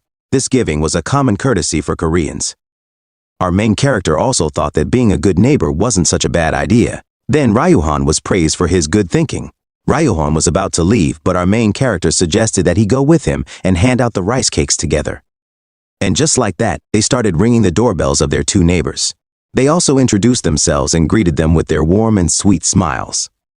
The first neighbor to open was this old woman. He quickly noticed that the 2 were brothers because they looked exactly alike. Then the rice cakes were given. This was the beginning of their good relationship with each other. Ryumin showed his good manners to the strangers in front of him. This action continued for a while. Ryumin always smiled while holding those rice cakes, and the same goes for our main character. This boy even returned the favor and politely accepted the rice cake. After a while, there was only one place left, and it was on the 44th floor. These 2 are eager to get everything done so they can relax. And on their way to the last neighbor, our main character shares that the person who owns the floor bought both the 44th and 45th. That means whoever this person is really very rich. Our main character then tries to remember the details, and all he can remember is that the person who lives here is a celebrity. Ryuan rings the doorbell, but no one answers. He thinks they might not be inside. He thought maybe they weren't inside, and since they were here, it wouldn't hurt to try again. But after a few seconds, Ryuhan gave up. He suggested they just go back to their house, but then he noticed something. This man recognized someone heading in their direction. The person the siblings saw was none other than the most famous celebrity in all of Korea right now. This woman right here was Soren, and she was considered one of the most beautiful actresses in the entire country. The siblings were shocked to see the beautiful actress in front of them. One blushed as he commented on how beautiful she was, like an angel, while Ryumin seemed to have no idea who was in front of them. The bodyguard immediately blocked their view. He asked them who they were and assumed they were fans of Seo Aron. Ryumin casually told the guard that they were Seo Aron's new neighbors from the lower floor. The bodyguard seemed confused until he noticed the rice cakes Ryohan was holding. He realized that the brothers intended to introduce themselves. Ryohan happily offered the rice cakes, but the bodyguard rudely sent him away, saying that Seo Aron doesn't eat such things. The bodyguard proceeded to swipe his card to the elevator and escorted Seo Aron onto it. As he stepped towards the elevator, he took one last look at the siblings.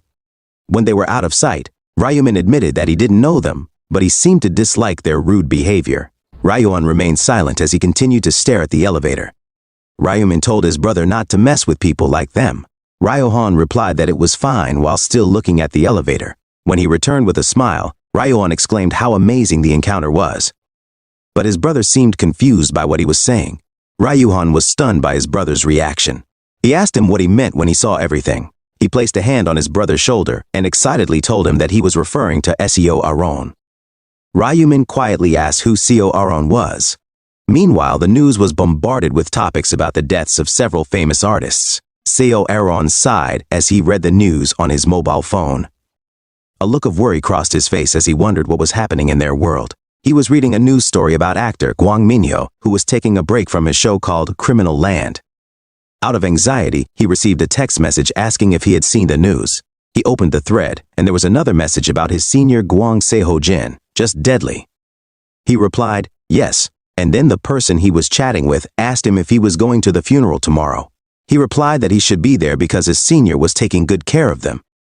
The person in the chat invited him to come along and he agreed. He hung up his phone while talking about how those seniors of his who were more famous than him didn't survive the first round. It seemed sad. He thought about how the run had saved him, otherwise he would have been in the news too. He let out a sigh as he realized how he had thought of himself as a famous person because of the thought that if he died, his death could be in the news. He was consumed by his thoughts, especially thinking about whether he would have gone further if it weren't for the sponsorships, because even the penthouse was given for him. Unbeknownst to him, the bodyguard was already behind him. The bodyguard approached while asking what he was thinking. He was surprised by his presence and told him that it was nothing. The bodyguard casually sat down on the couch next to him and told him to listen to him. Seo Oran admitted that he was wondering how the world had become so chaotic, and he expressed his concern that he might not survive the next round. The bodyguard assured her that she had nothing to worry about because he was with her. He told her not to worry and to rely on him. Seo Oran smiled when he expressed his trust in her. The bodyguard was looking in front of him while Seo Oran was staring at him. He remembered the time when the company first chose him as his bodyguard. He was wary of him because it seemed like he was the one assigned to guard him, but if it weren't for him, he knew he would have died in the first round. The bodyguard looked at him as he promised to protect him no matter what. He smiled and blushed slightly as he expressed his appreciation. Immediately, he shared the topic about his downstairs neighbor. He happily expressed how delicious the rice cakes looked, but he bluntly told her that she would gain weight if she ate them. He told his salubis that the neighbors were just being nice to them, and that the bodyguard must have hurt them. The bodyguard assured him that it was okay because the neighbors weren't just being nice. With a serious expression, he declared that the neighbors were doing that because they liked them. And if they had accepted the rice cake, they would have continued to bother the neighbors. He remembered their appearance, and in his mind, he saw them as good people. He suddenly noticed that one of the two looked about 15. He told how he had killed 100 goblins and survived the first round. The bodyguard replied that this was what he was thinking. He held her arm as he expressed how wonderful it was, knowing that she had been through such a cruel experience. But she seemed calm. The bodyguard smiled and reminded her that she could do it too. He explained that it wasn't difficult to kill 100 goblins and that only fools could do it. Seo Oran kept his thoughts to himself because he agreed that his bodyguard was really good even by the standards of the other world. However, he was no match for the person who stood out as the black side. He was ruthless and almost felt sorry for the goblins while watching black side. He seemed curious about her as he wondered what her job was in the real world. He was confident that she would survive the second round if she went with him. Anxiety gripped him as he recounted how it was only luck that had helped him survive the first round. He wondered if he would survive the next round as well. On January 31st, Tuesday at 11 in the morning, Ryuan shifted his attention from the vacuum. When Ryuman entered the door and announced his arrival, he welcomed his brother warmly. He asked him if he had received the money. Ryuman replied that he had only received about 15 billion out of the 17 billion he had received the previous year. He was curious if the bank had said anything to his brother because it was the fourth time he had done so. Ryuman remembered that the bank manager was very surprised to see him again. The bank manager asked him carefully about his secret to winning the lottery, and he reminded him that he had already told him last week that it had appeared in his dreams. The bank manager seemed convinced and wished he could have such dreams. Ryuan was left amazed by the story. He inquired if his brother would invest in Bitcoin again. Ryuman answered him yes because their initial investment had grown to 150 billion. He politely asked his brother if they should sell their Bitcoin because he was afraid the value would drop, but Ryuman confidently replied that it was not the right time yet. He smiled warmly at his brother and assured him that he would take care of him, and then he invited Ryuan to eat. They happily ate pasta at a restaurant and walked through the streets with food and grocery bags in their hands. Come January 31st, Tuesday at 11:05 p.m., Ryuman was still awake in his bed while Ryuhan remained by his side holding his hand. Ryuhan, overcome with worry, squeezed his brother's hand and wished for him to come back alive. Ryuman smiled confidently at him and assured him that he had nothing to worry about, and reminds him of his power that was unleashed on the bull named Bang Tae-gyu. Ryuhan knows that his brother can take care of himself, but he still can't help but worry. Ryuman patted his brother's head and told him to just go to sleep instead of worrying. He assured him that by the time he woke up, he would have returned from the other world, and told him that he would see him later. At the right moment, his soul glowed brightly as he was transported to the other world. Under the dark gray sky, other players began to arrive as well. One player asked if they had successfully arrived, while another expressed his delight at the speedy journey. While the others were scared out of their wits, they looked around because the venue seemed new. Until one of the players noticed Blackside, who had taken first place in the final round. Ryuman looked around and noticed that many people recognized him, and they kept their distance from him. He also saw Ryuman among the players, and then he became impatient as he began to wonder when the angel would be confused. Ryuman had a fierce expression, and the angel descended from the sky as he confirmed if everyone had arrived. The players noticed that the angel was not the angel they had first met. They began to panic and wonder what had happened. The angel explained that the angel in charge of the first round had an accident and couldn't make it. And the angel told the people not to panic. A sinister look appeared on his face as he told them that he would be their guide, and he announced that since everyone had arrived, he would begin the instructions for the second round of quests. The players stared at their screens as they were shown the details of the second round of quests. They were tasked with choosing a zone to laugh at within the next 3 hours. The players seemed confused by the instructions given. As they stared at their screens, they began to express various ideas. One player thought they would be fighting monsters again, while another player seemed taken aback by the number of people passing by. Another player thought they would all survive the round. The angel noticed the player's confusion, which prompted him to explain. He explained that the second round was a non-combat round, and they just had to choose a zone caster. The zone caster had the authority to demand and force people to do things, such as forcing them to crawl or die. He commented on how impressive the power of authority was. In 3 hours, players only have to use that time to choose the zone's favorite. One player dared to ask if that was all. The angel confirmed that once they cast their vote, they would be counted as a passer and sent home because this round was a kind of rest round. The players were excited at the idea of doing a simple task and not having to fight and die. With that, the angel encouraged them to discuss who they would choose as the laughingstock of the zone, and the timer started. There were smiles on their faces. The players confirmed to each other whether they would survive until they voted after 3 hours. They were comforted by the simple task and the powerful power they could potentially wield. Being exhausted meant that he would not be able to compete in this round. One of his friends encouraged him to let it go because they would live once they voted. He told him that it was nothing to complain about, but the meaning was that he had invested in his strength stat, but he didn't have a chance to use it. Ryuman overheard the conversation and put it into his mind that the mean one must have received a rune of strength just like in his previous life. He moved away from the people who were busy discussing who to vote for. That wasn't what was important to him right now. He knew that if there was a main quest, there would probably be a sub-quest. He remembered that the sub-quest or hidden quest of the second round was to get a class change. He grabbed his dagger with the aim of leveling up quickly.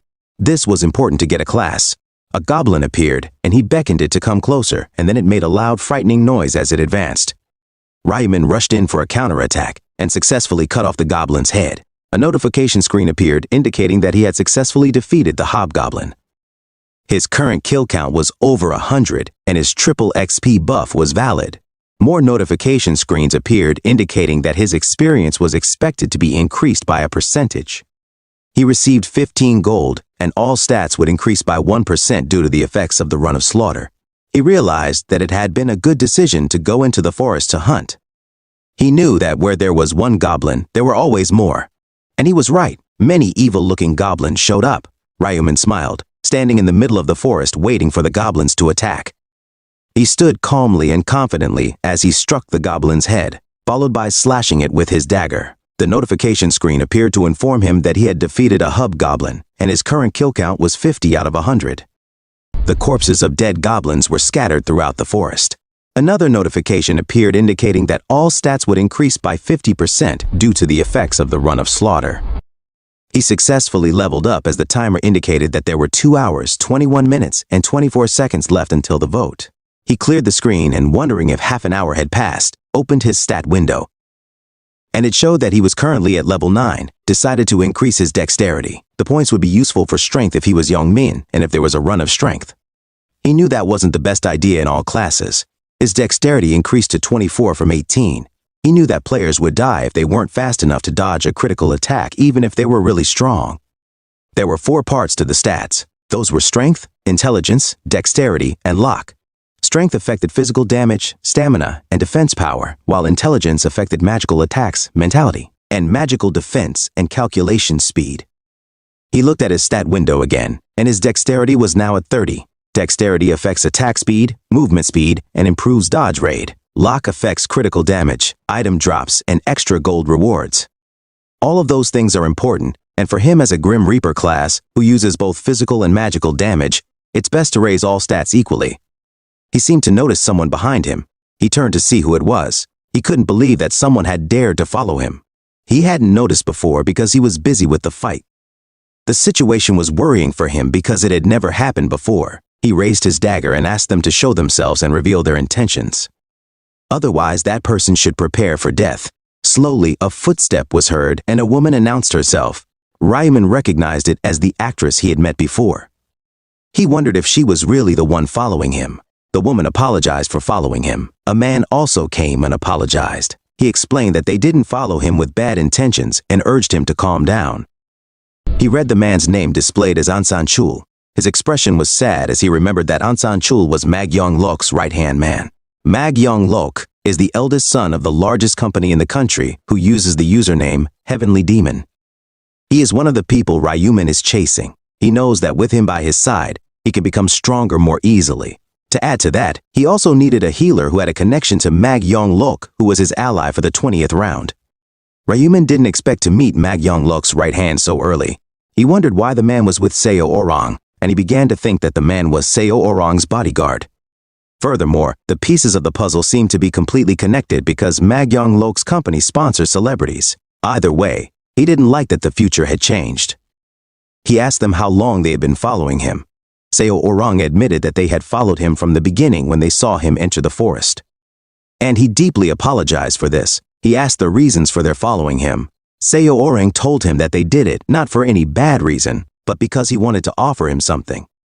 Seo Orang seemed nervous when he said that they knew that he took first place in the first round, so he wanted to suggest for them to come together. Ryumin smirked at the idea of forming a team.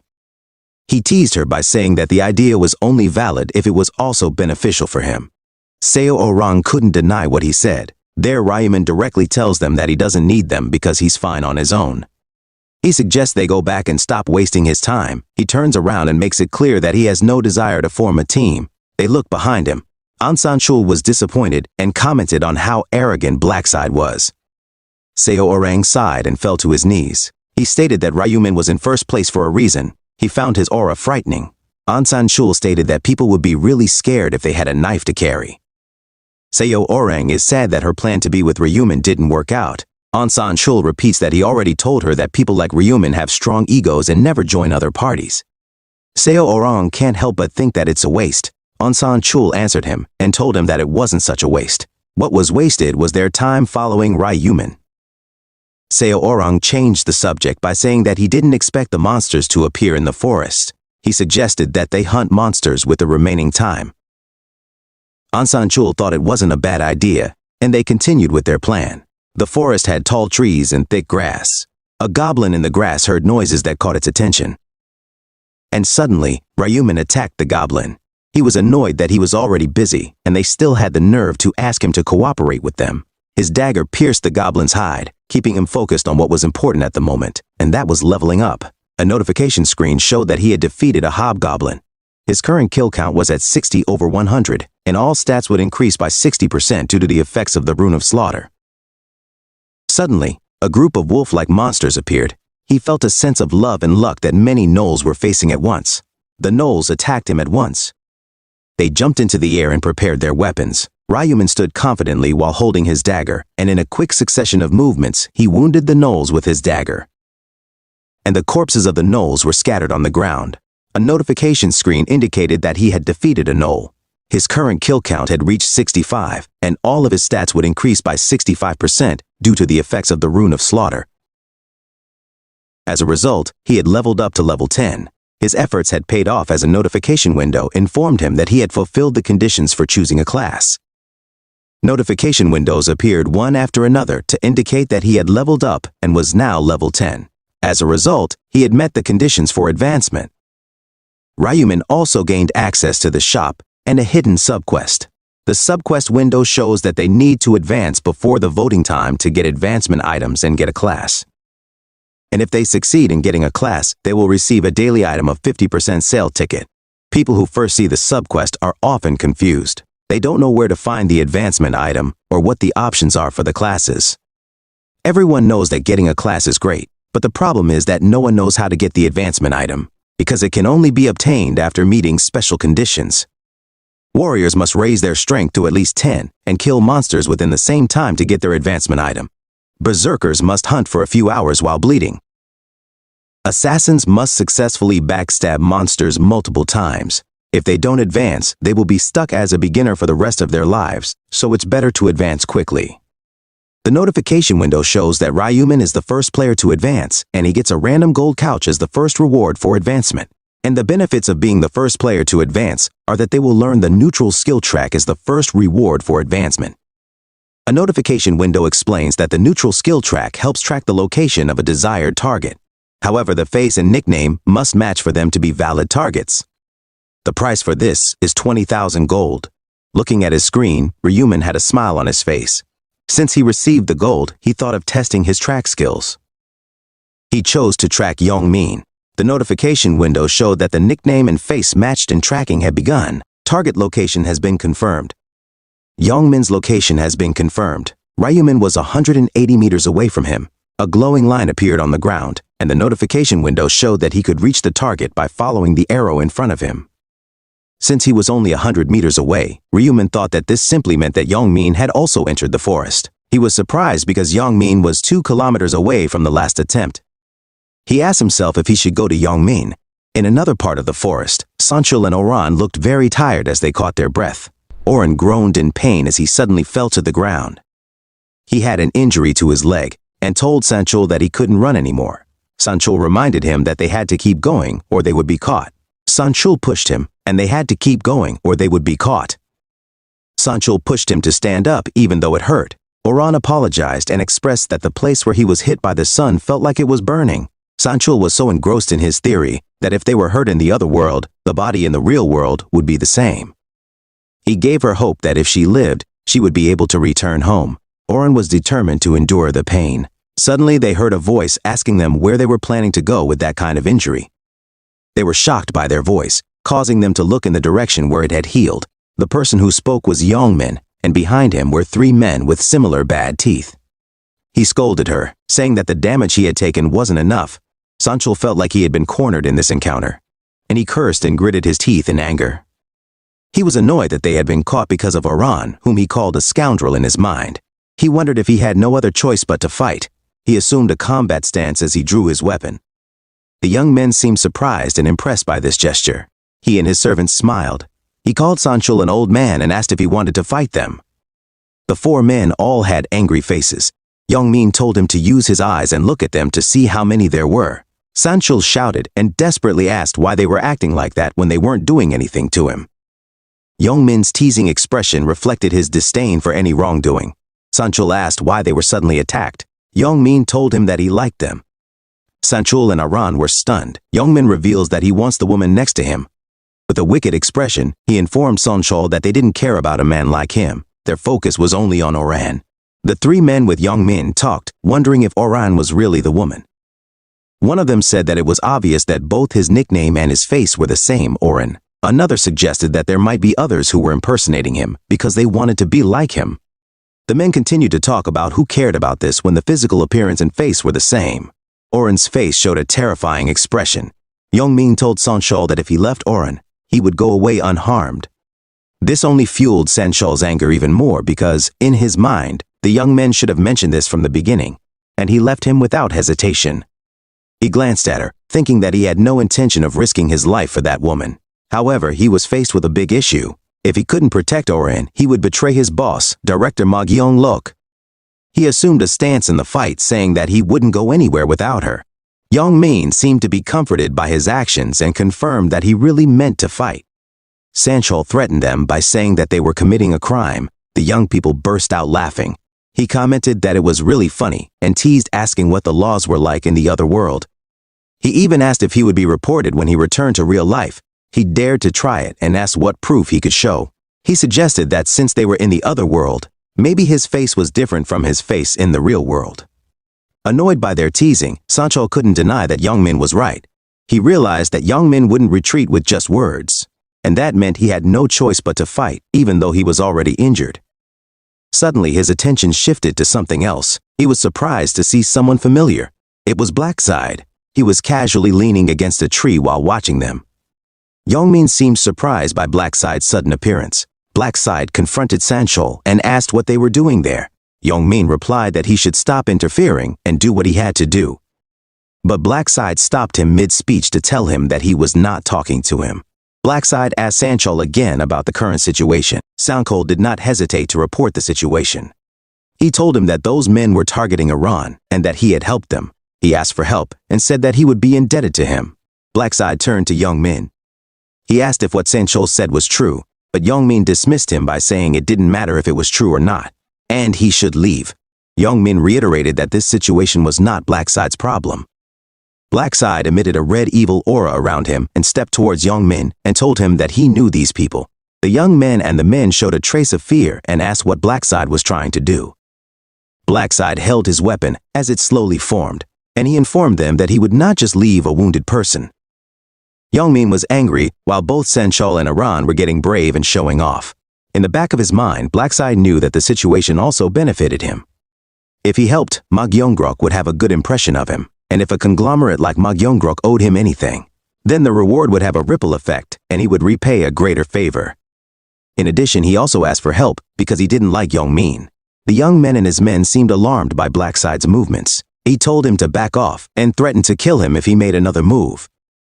Blackside smiled and asked them what the problem was and if they didn't want to fight him. Young-min was seething with anger. In his mind, Blackside seemed like a fool for asking that question. After killing the goblins in an instant and gaining the highest rank in the last round, he wondered if Blackside would be willing to face such a monster if he were in the same situation. His eyes widened in shock. Blackside dropped his side's blade to the ground and told Young-min to tell him if he didn't want to fight. The four men's eyes followed the movement of the side's blade. Out of fear, Young-min asked if Blackside would let him go if he told the truth.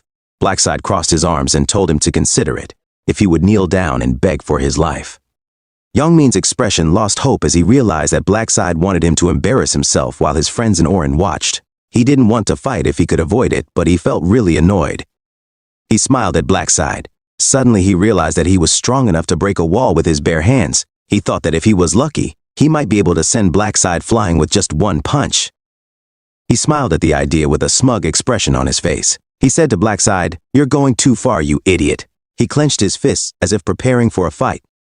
He patted her shoulder and approached Blackside, asked what she had said earlier so that she would kneel down and beg. Then he asked, "Do you want to die?" Young-min planned to naturally close the distance between them, and then he would punch her straight in the face. He assumed that Blackside wouldn't be able to handle it, because there was no way a human could withstand something that could break a concrete wall. Unexpectedly, Blackside withdrew his weapon. Young-min was confused as to why he would put his weapon away. When Blackside explained it, it was a bit unfair that his opponent would approach him while he was holding a weapon. He stated that winning so easily would be boring. Young-min was annoyed by this and commented that Blackside was laughing. In an instant, Blackside lunged towards Young-min to attack him. Young-min raised his fist. He was overjoyed at the idea that Blackside was stupid enough to remove his weapon and expose his fangs. He punched him with vicious force. As he screamed, "You're dead!" But to his surprise, Blackside quickly dodged his fist, and his stomach was hit by a powerful kick. It was so powerful that it sent him flying a short distance. With one leg raised, Blackside slammed Young-min's body into the air. Young-min groaned and bent over in pain as Blackside cursed. Blackside told him to stop cursing because his ears would rot, and then kicked him again. Young-min groaned as he rubbed his face as he was kicked. Blackside grabbed his clothes. He held him at arm's length with one hand and delivered a series of punches with the other. Young-min took the punches and thought that they weren't fists that hit him. He felt like he was being hit with a hammer. He wondered if Blackside was as strong as he was. He assumed that Blackside didn't have a strength rune like him, so it puzzled him as to why he was so strong. He looked at Blackside's calm but serious face. One of his friends called his name while the other was ordered by the archer to attack Blackside. The archer positioned himself and prepared his bow, and immediately released a powerful arrow that moved really fast. Oren immediately made Blackside dodge the arrow heading in his direction. He successfully dodged the arrow. The archer seemed scared, but he dared to shoot another arrow. Blackside immediately headed towards the archer, maintaining a zigzag path to avoid the arrows sent towards him as he approached the archer. He was already within arm's length, and told the archer that he must have been lucky when he was hunting because he had received a bow. Blackside drew his weapon and told him that it was unfortunate, because he had met him in a fight. And without hesitation, Blackside attacked the archer, and blood spattered the area. The archer had a terrifying expression, and he groaned in pain and screamed loudly as my arm snapped. The two remaining men felt scared, but they assumed a fighting stance and warned Blackside not to think he could mess with them and to just leave. The man cursed at him as he ran towards him to stab him with a dagger. Blackside replied with a teasing smile. He then activated the insignia of death. A red eye mark with a skull in the center appeared above the man's head. Blackside grabbed his weapon. He threw his side with great force and released blades of red-colored air. It hit the man's hips and he screamed in agony as he fell to the ground, blood spurting everywhere. The other man who saw this was overcome with fear. Blackside rushed towards him at an incredible speed. And he told the man that since they had attacked him with a weapon, it meant they had some leeway. He slammed his side again with great force and the man screamed loudly as his arm received a cut from the side. Blackside looked at the man and he had the insignia of death. As he expected, it had a double damage buff, so he could even slice through armor in one attack.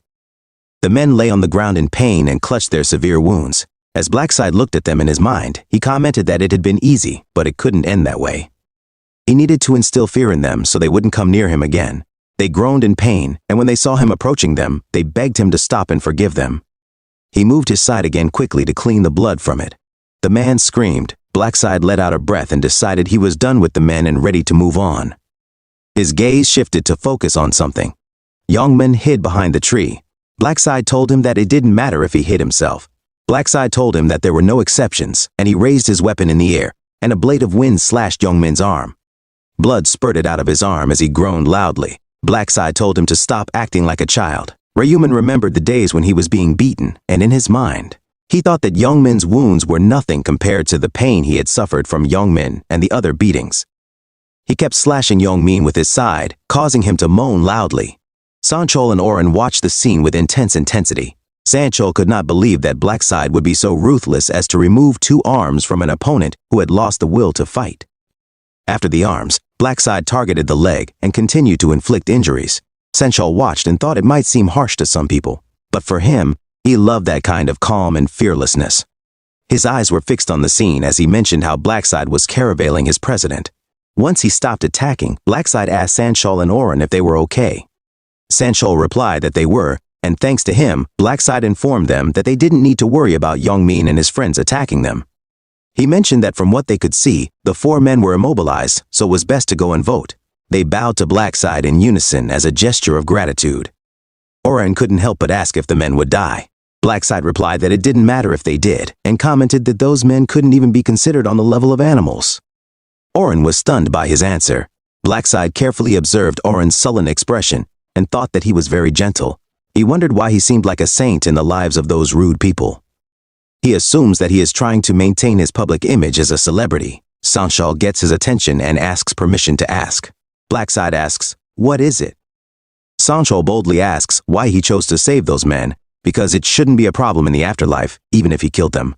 Youngmin heard that and showed a horrified expression on his face. Blackside confirmed if Sanchol's question was related to the fact that he didn't kill them. In his mind, he observed that Sanchol was truly acting like Ma Youngluk's right hand. He replied that the reason was simple. He had nothing to gain by killing them. Sanchol didn't quite understand the part about nothing to gain. Sanchol insisted that, however, it is not a good idea to leave something that could cause trouble in the future. Blackside replied, "Problem." He glanced at the trembling men and answered if those men would really cause trouble in the future. He added that nothing good would come of it if the population decreased, because the number of participants would also decrease because of that. Sanchol seemed to accept that logic, realizing that he was right. If the number of participants decreased, the number of places for those who finished the round would also decrease. He couldn't help but be impressed by Blackside's thoughts on such matters. He realized that Blackside's understanding of the game was different from others. Sanchol stated that he completely understood Blackside, and that in the future, they would no longer pay attention to trash people. When everything was over, Blackside said goodbye, but Sanchol immediately shocked him. Sanchol told him that if he could give his account number, he would send him the payment in the real world. Blackside replied to just forget it as he continued walking away. Sanchol couldn't believe that Blackside was willing to help without expecting any form of compensation. He had already decided that he would immediately report the incident to the president once he returned to the real world. As he watched her walk away, someone could be heard in the Likura moaning in pain. It was Youngmin. Sanchol the killer had glared at him while suppressing the urge to kill him. He had held back since then, as Blackside had mentioned, that it wouldn't benefit them in any way. So as a way of revenge, Sanchol spat on Youngmin, and then he invited Oran to leave the place. Back on the vast field, the players campaigned for themselves to be voted the laughingstock of the region. They all promised that they were better than the others. This led to a fight between the players, with one player grabbing another player by the collar, while the majority tried to calm them down. Another player joined the conversation and declared that people who lose their temper easily have no right to be representatives. He volunteered himself to be the representative instead. Another male player joined the conversation. He was proud that his father was a member of Congress, so he should be the representative. But people doubted him and the information he shared. Their heated conversation was interrupted when someone called their attention. The speaker was nicknamed Mint Chocolate Boy. He reminded everyone that there were only 2 hours left before the voting ended. He told them that they shouldn't waste their time like that, and he urged them to hurry up and vote. One player asked if he had any suggestions on how they could vote for him. He confidently replied that he had a good solution. Everyone looked at each other because they were all interested in knowing what it was. He smiled and thought about how those people had followed his words. He wore a sinister expression on his face as he thought about the players who had fallen for his words again. People had fallen for it again under the influence of his persuasion rune. When he obtained the persuasion rune as his random rune fragment, he was disappointed. He looked at the rune with a disgusted expression. The notification window showed that the persuasion rune increased his chances of persuading the target if they were capable of speaking. The effect did not work on targets higher than the caster.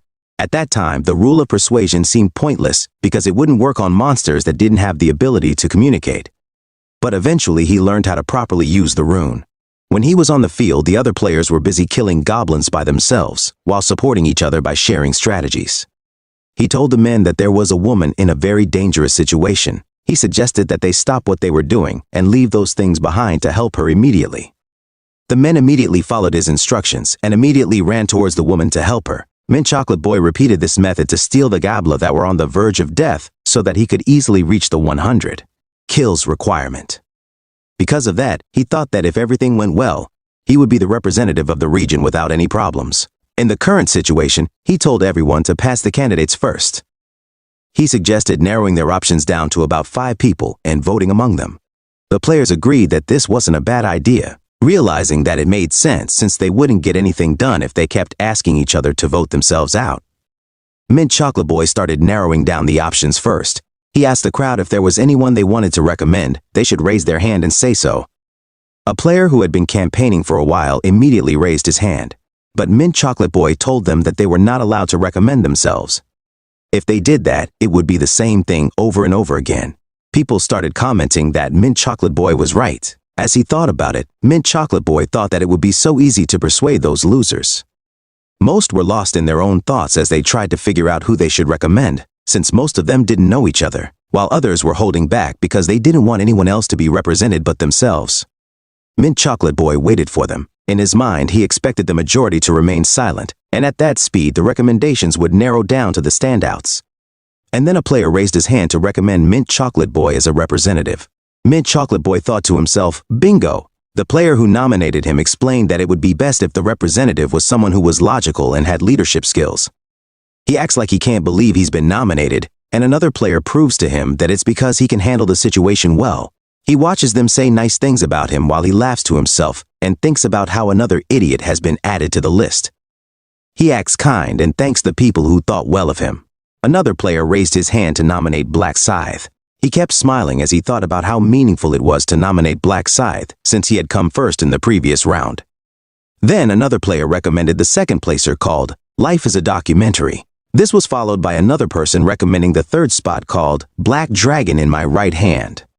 Mint Chocolate Boy announced that they had 4 candidates. Since there was still a spot left, he asked them if they had any others to nominate. Because of that, he had already finished it with 4 candidates, and he ordered that before they voted, the nominees must make a statement.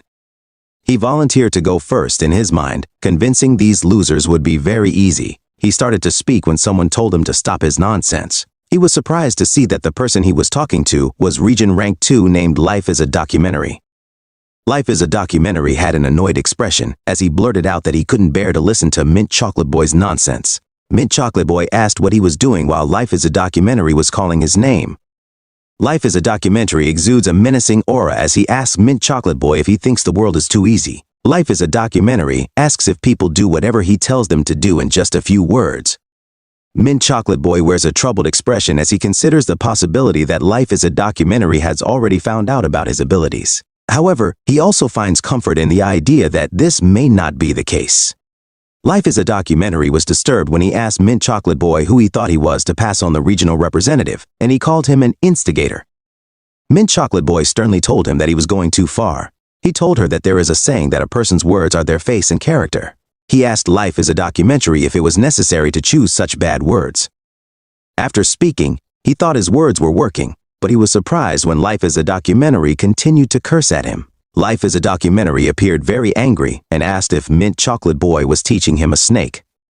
He threatened Mint Chocolate Boy, warning him about having a death wish. Mint Chocolate Boy was shocked to see that his ability was not working. Life is a Documentary was threatened by the people around him to forget about the candidates and just vote for him.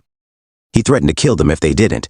Mint Chocolate Boy used his powers again, and he said how Life is a Documentary was causing trouble. Mint Chocolate Boy asked him if he thought people would listen to him if he said that. He told him to stop embarrassing himself and just turn around. Life is a Documentary remained silent with a sad expression on his face. Suddenly, he slashed someone from the crowd. Mint Chocolate Boy was shocked and saw blood in front of him. Mint Chocolate Boy had a painful expression because he was the one who had been slashed in the neck. Blood continued to flow through his body. Life is a Documentary reminded him that he had told her earlier that it would kill him if she talked to him. Mint Chocolate Boy let out a painful noise as his eyes turned white. His body fell to the ground. Life is a Documentary threatening to kill the crowd like how he killed Mint Chocolate Boy. People panicked. They couldn't believe that Life is a Documentary just killed Mint Chocolate Boy without hesitation. They labeled him a murderer. His blade continued to drip with Mint Chocolate Boy's blood. He raised his dagger at the people and told them, "What?" He dared to approach them if they had a problem. A player pointed his finger at him and called him crazy. Life is a Documentary smiled in return and announced that if they did not approach him, he would be the one to go to them. With incredible speed, he moved through the crowd, cutting people one after another. He seemed to be on fire at what he was doing. He felt so happy and shouted that it was so beautiful because there were no police, reporters, or cameras. He was happy thinking that he could kill as many people as he wanted. His body was covered in blood from the people he had killed. He raised his dagger at the remaining people and threatened to kill them if they did not vote for him. The people wore frightening expressions. He wore a devilish smile, thinking that the people would vote for him now because of the fear of what he might do to them. And if he could become a representative in that way, his first target would be Blackside. He planned to kill him so that he could become rank 1. Meanwhile, Ryuman continued to swing his side in the forest to grow stronger. The notification window showed that he had defeated Noel. His current kill count was at 265 over 100. All stats had increased by 100% due to the effect of the Butcher rune.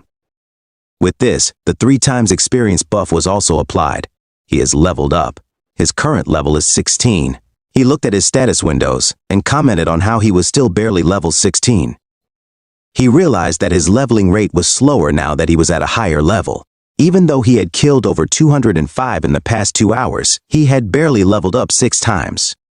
But it's not all bad because hunting has become easier. But this is as expected because he has both the Reaper rune and the Butcher rune. Because of that, his weapon attack and stats are oval.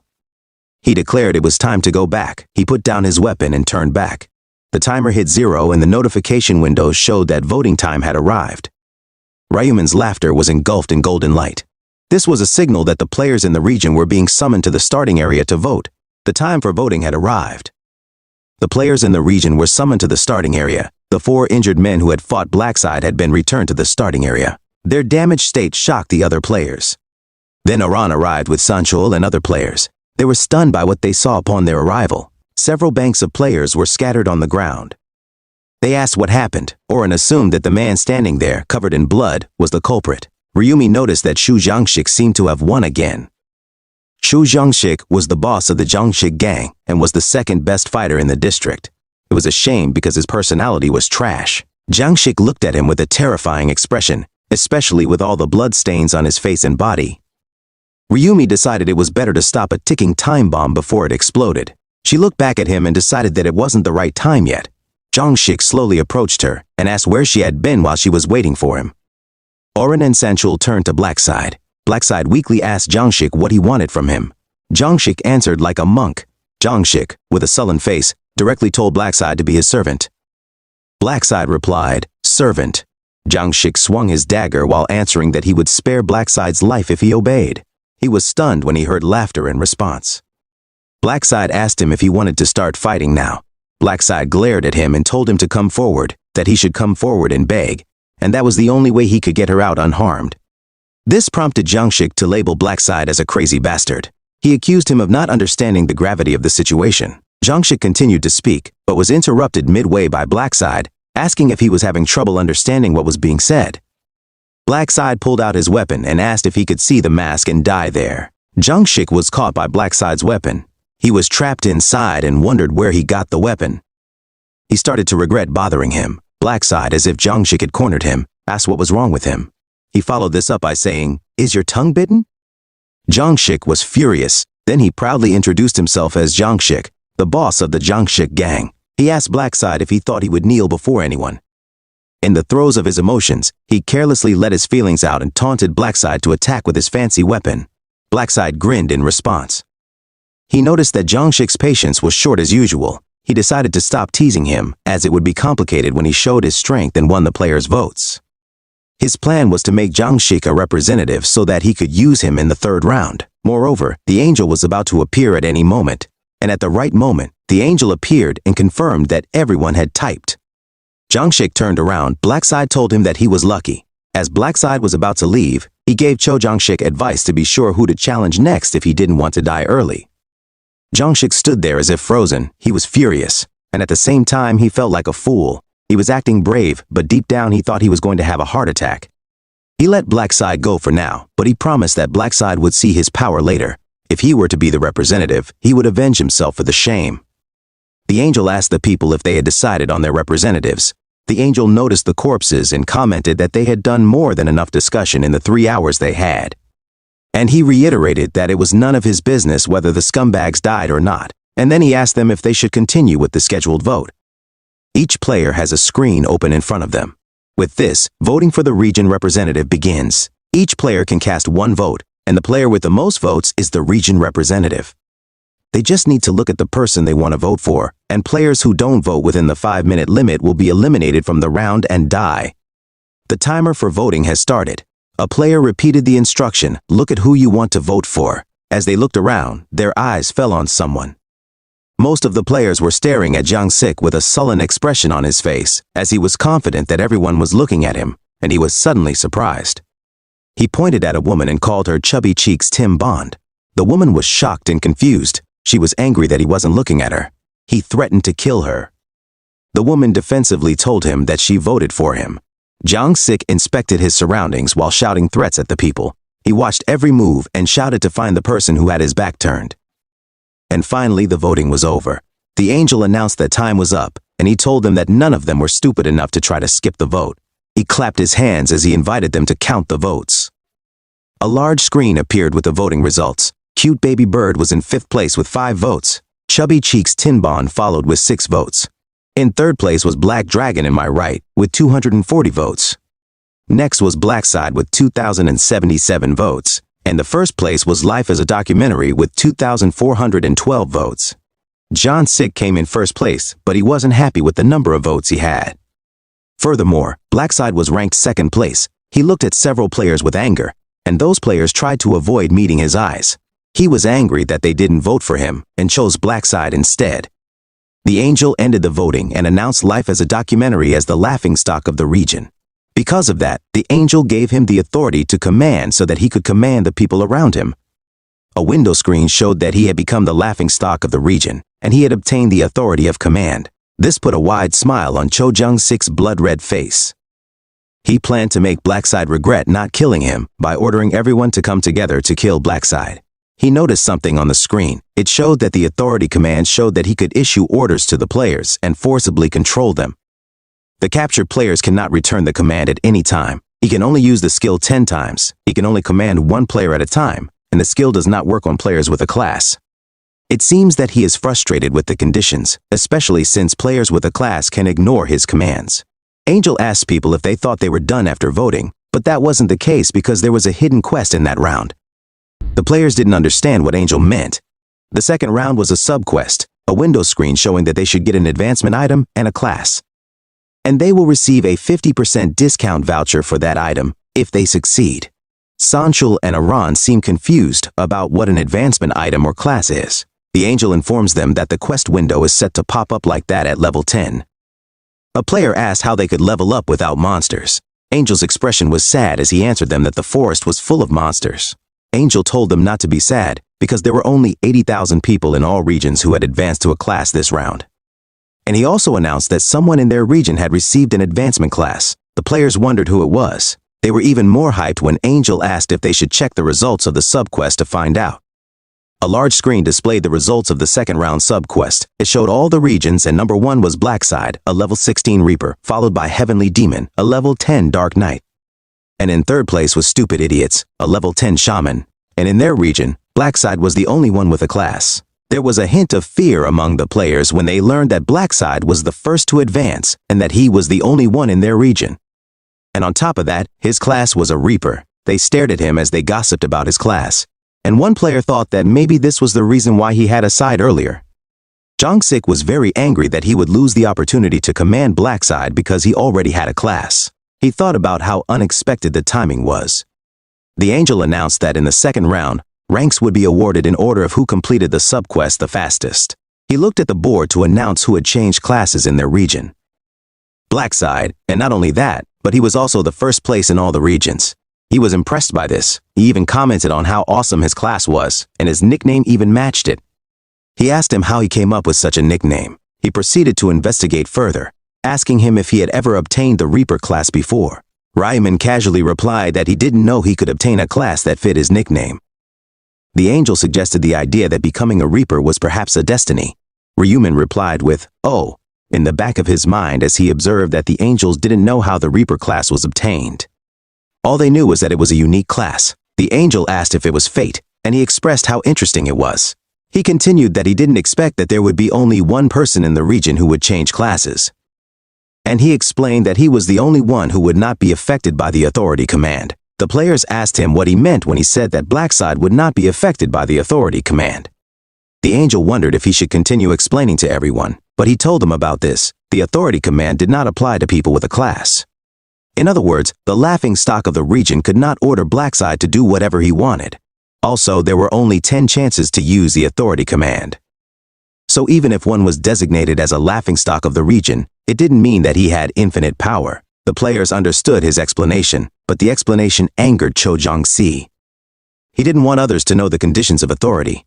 And then the Angel asked if they should reward Blackside, who got his class the fastest. He snapped his fingers. 2 window screens appeared. The first one showed a message congratulating him for completing the quest as rank 1 in the region, and the second was a congratulatory message for ranking first in all regions. Ryuman touched the screen to claim his rewards. For being first in the region, he received a low-rank rare armor. And for being the first in all regions, he received a special award. He was prompted to choose one from a list of rare pieces of armor. There was the Medieval Knight's armor, the Expert Hunter's leather armor, and the Mage's rogue. He already knew what to choose. The first option was too heavy, and the third was almost useless when it came to defense, so he chose the second option, which was the Expert Hunter's leather armor. And then he was instructed to choose one from the list of special rewards. The options were 3 experience buffs kept for the third round, 3,000 gold, and information on the third round. He based his decision on the knowledge that there would be a lot of monsters in the third round, so the obvious choice was the 3 times EXP buff. The Angel announced that the prizes had been distributed. Ryuman's body was glowing gold, and the other players. The Angel announced that everyone could go home, and before they teleported away, the Angel informed them that the third round would be really fun. And while there were evil smiles, he told them that he promised them this. The big screen showed the results of round 2. Across all regions, there were only 873,500,205 survivors. And in the current region, ESC's 45-5, there were 4,178 survivors. There were other announcements such as, the soul will be transferred to the body in the real world, and on March 1st, 2023, the next round will begin. The message ended with congratulations to the players who survived. And immediately, a hand suddenly reached out. Youngmin was the one who suddenly got up from his bed and screamed. He looked at his hand and was shocked to see that it was still intact. He felt a strange sensation as if his arm was still holding on. He hoped that as long as he didn't die, he would return with a normal body. And then his expression changed to despair. He vowed to never speak to Black Sail again or get involved in anything related to him. Sanchol praised Oren for his hard work. Oren protested that he had done nothing and that he was the one who had really worked hard. He faced him with a bright smile on his face and thanked him. Sanchol seemed uncomfortable as he fell silent, looked away, and adjusted his tie. He replied that it was something expected of him as his manager and bodyguard. Oren told him that he wanted to thank Black Sail again and asked him if there was a way to do so. He explained that since they didn't know his true identity, they had no way to find him. He also noticed that Blackside wanted to hide his true identity. Oren asked how he could say that he didn't want his identity to be revealed. Sanchol explained that he found out about this when he asked for his account number to pay him, but judging by the method, he immediately refused. Blackside knew that his real identity could be traced to the public through the account number. Oren understood but was not happy. Sanchol suggested that if he really wanted to show his gratitude, he should find him in the next round and give him an item. The suggestion cheered Oren up. Oren declared that it was a good idea. He started thinking about how to pay him properly. Their conversation ended when Sanchol told him to rest and they would meet in the morning. He told him to be careful. Sanchol was about to board the elevator when his phone rang. He entered the elevator and answered President Ma's call. Sanchol noticed that the president was not yet asleep. President Ma admitted that he drank whiskey after he returned. Sanchol congratulated him on changing to the Dark Knight. President Ma asked about what was happening in their region. Sanchol reported that he and Oren had only reached level 8, because halfway through, they were injured. They could no longer control.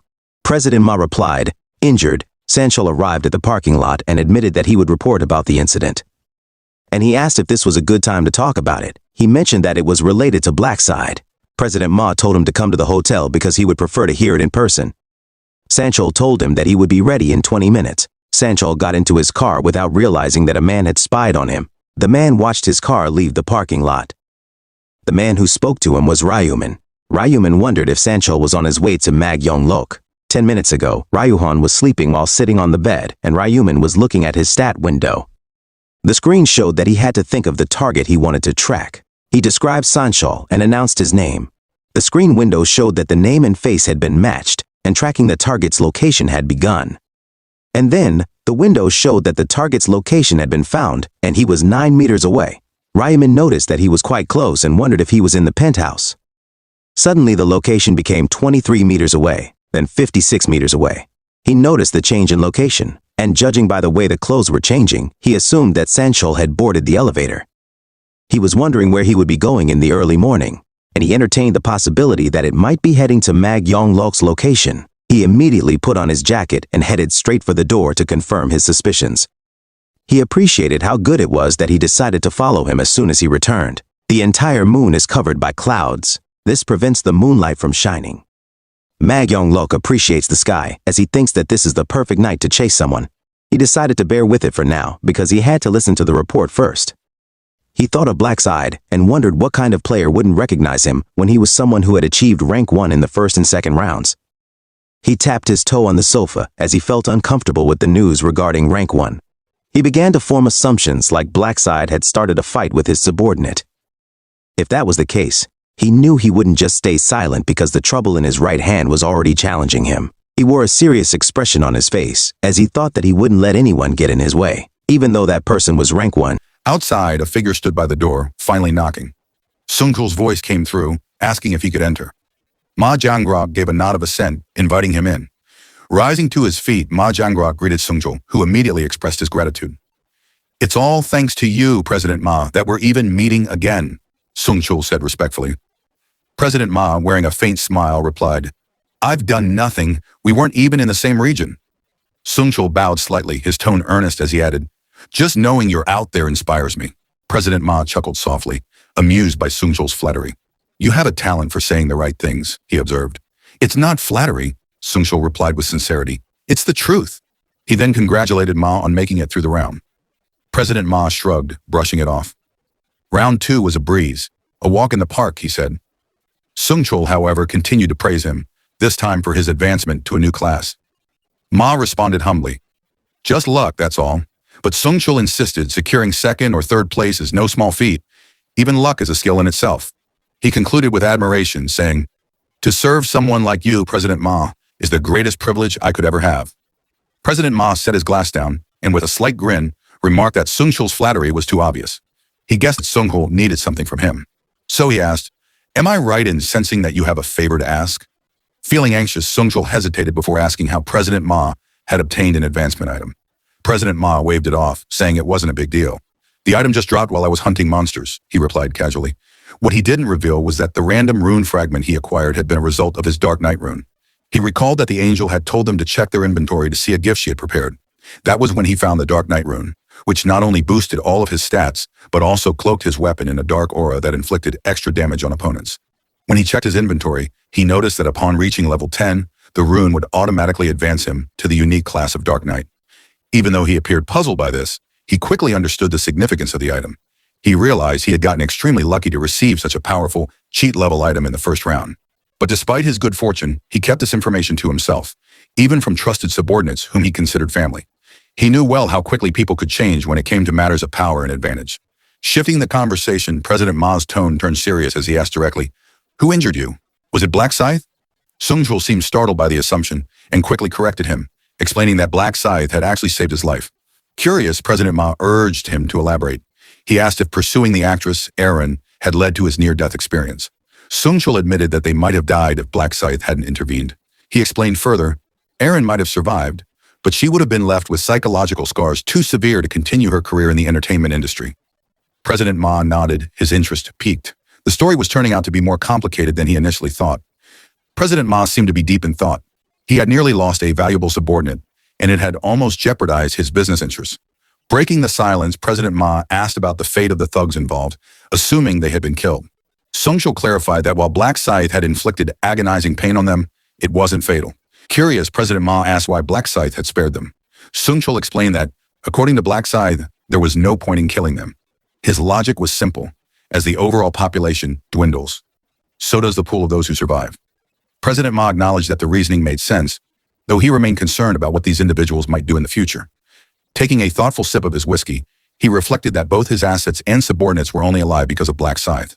He felt indebted to him for that and remarked that he should offer some financial compensation. Sung-Chul mentioned that he had already brought up the topic, but Black Scythe had refused and left immediately afterward. President Ma was slightly surprised to hear that the offer of compensation had been declined. He speculated that perhaps Black Scythe wanted to avoid revealing his identity. With the conversation seemingly drawing to a close, both men stood up. President Ma described Black Scythe as a cautious individual. He instructed Sung-Chul to express his gratitude if he encountered Black Scythe in the next round, genuinely appreciating the man who had kept both Erin and Sung-Chul alive. Sung-Chul promised he would convey the message. Moreover, President Ma ordered Sung-Chul to keep an eye on Black Scythe and offer assistance if needed, stating his philosophy of never leaving debts unpaid. "As you wish, sir," Sung-Chul replied. Just before Sung-Chul could leave, President Ma remembered something crucial and made a bold request. With a menacing glare, he demanded to know the nicknames of the thugs involved. Meanwhile, outside the hotel, Ryu Min was concealed behind a tree, silently observing. He glanced around, thinking to himself how fiercely loyal a dog Sung-Chul truly was. Even though it was late at night, Sung-Chul made his way directly to Ma Jiangrok's location as soon as he returned to reality. Having already confirmed the place, he decided to leave quickly, knowing that staying there too long might arouse suspicion. He called a cab and while waiting, couldn't help but notice a peculiar coincidence. Colorado. Erin, a celebrity backed by Jiangrok, happened to live in the same apartment complex as he did. He recalled to himself that he needed to thank his younger brother. If they hadn't handed out rice cakes, he would never have crossed paths with Erin or uncovered the connection between Sung-Chul and her. Just as he was about to open the taxi door, he had a sudden thought. Perhaps he could use this neighborly relationship to his advantage to gain Jiangrok's trust. Still, he needed to decide whether bringing Jiangrok into the fold for the 20th round was the right move. He was well aware of Jiangrok's possession of the Dark Knight rune, a power item that essentially functioned like a cheat. However, he also knew its limitations. Without an advancement rune, Jiangrok would have to progress as a basic knight first. Moreover, to unlock the true potential of the Dark Knight, like the Dark Aura ability, Jiangrok would need to accumulate Dark Mana, a unique type of energy that couldn't be obtained through conventional means. It seemed suited for someone with a twisted hobby, like Jiangrok. Ryu Min mused that having a comrade with a psychopathic streak could be dangerous. For now, he decided to keep Jiangrok as a potential candidate, but planned to exploit his usefulness as much as possible.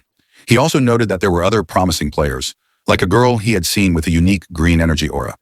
Upon reaching his apartment, Ryu Min resolved to head out at dawn to begin his work. Later that day at a local convenience store, the cashier seemed conflicted, clearly worried about something.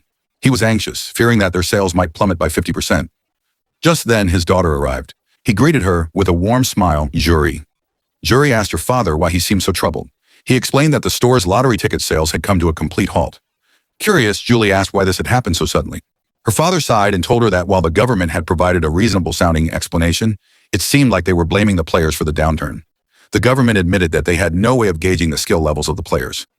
Julie recalled reading about a man who had won the lottery 4 times in a row. Her father sighed and added that rising labor costs and rent were already making things tough, and now he wasn't sure how to manage. Julie tried to reassure him, saying she would help out as soon as she graduated. She even wondered aloud whether taking on a part-time job would help them make ends meet. Her father quickly dismissed the idea, urging her to focus on her studies instead.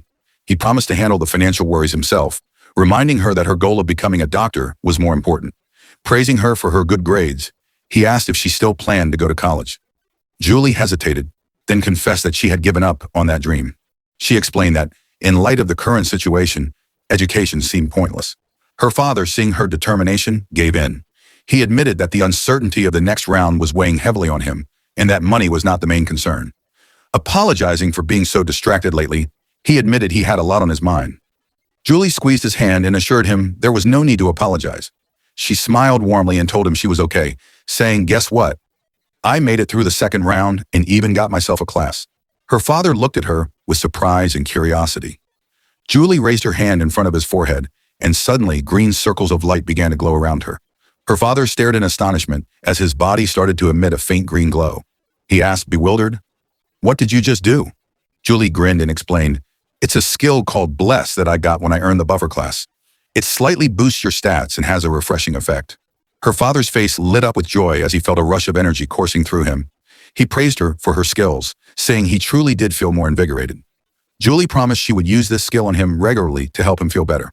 Encouraging him to lift his spirits, she gave him a playful nudge. Just then, the door to the convenience store swung open. A man stepped inside. Julie noticed the recognition in her father's eyes. She leaned in closer and whispered, "Dad, do you know that man who just walked in?" Her father nodded slightly, his expression a mix of curiosity and caution.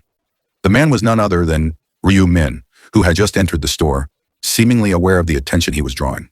Julie's father informed her that the man who had just walked in was the first-place winner, the one who accurately picked the winning numbers on every ticket. As he approached the counter, Ryu Min greeted him with a familiar smile, asking if he remembered him. He continued, mentioning that he was the person who had bought 101 lottery tickets. Recognizing him, the man at the counter nodded and asked why he had come back. Ryu Min's expression shifted, and he took a deep breath before speaking. Apologizing, he admitted he had seen the news about how the sale of NATO lottery tickets had been halted after he won first place twice. "I didn't mean to cause any trouble for your shop," he said sincerely, "and I'm truly sorry for any harm I've unintentionally caused." Julie observed the entire interaction, noticing the genuine regret in his tone. The shopkeeper reassured Ryu Min, saying, "It's not your fault, we'll manage, even without the lottery sales." However, Ryu Min continued, rummaging through his bag as he spoke, "I know it's not entirely my fault, but I still feel responsible. I want to help in some way, even if it's just a small gesture." He pulled out an envelope and slid it across the counter. The shopkeeper glanced at the envelope, puzzled, and asked, "What's this?" Ryu Min calmly replied, "There's 10 million won in there." Both Julie and her father were shocked by the amount. The man quickly refused, but Ryu Min insisted, urging them to accept it. Before they could respond, he turned and left the store. Staring at the envelope, Julie's father seemed overwhelmed by the sudden offer. Without hesitating, Julie volunteered to return it. Taking the envelope, she dashed out of the store, calling out for Ryu Min to stop. He paused and turned to face her, his expression curious. As she caught up, Julie introduced herself, noting that they were in the same class. Ryu Min raised an eyebrow, feigning surprise. "I'm sorry, I'm not great with faces," he replied, clearly lying. He knew exactly who Julie Min was, the daughter of the convenience store owner, and someone with the unique buffer class. Still, he maintained his polite demeanor, as if meeting her for the first time, masking his awareness with a well-practiced calm. When Ryu Min first realized that Julie had been in his class in the past, he was genuinely taken aback, feeling as if fate had intertwined their paths for a reason. He had originally approached her under the guise of coincidence, aiming to subtly persuade her to see things from his perspective. Julie, sensing his intentions, invited him to talk privately. Ryu Min agreed, and soon they found themselves sitting on a park bench under a clear, brilliant blue sky. Julie handed the envelope back to him. "Is this the money I just gave you?" he asked, raising an eyebrow. Julie firmly insisted that he take it back, saying, "We can't accept such a large amount." Ryu Min knew that 10 million won was indeed a significant sum, and he had anticipated they might refuse it. He had given it with this in mind, aware that Julie was the type who could not tolerate any debt, regardless of her situation. Holding the envelope, she added with a sigh, "Just take it. My arm is starting to hurt." Ryu Min, however, declined, explaining, "I feel responsible for any trouble I've caused, which is why I offered it in the first place. It's the least I can do to ease my conscience." Julie countered, saying, "But that's way too much." Rumen responded calmly, "No matter the amount, I still want you to accept it. If you don't, it'll bother me for a long time." Julie protested again. "It's too burdensome and excessive." Rumen smiled slightly, knowing this was precisely why he insisted on giving it to her. He suggested she send a message to the store owner, adding, "To me, it's not that much money, so please don't feel pressured to refuse it." Julie shot back, "Why are you always so stubborn?" Just as Rumen stood up to leave, she called out, "Wait." She continued, "I'll take 1,000,000 won, but 10 million is far too much." Rumen paused, intrigued, and asked, "And how can you make that decision for him? You should talk to the owner."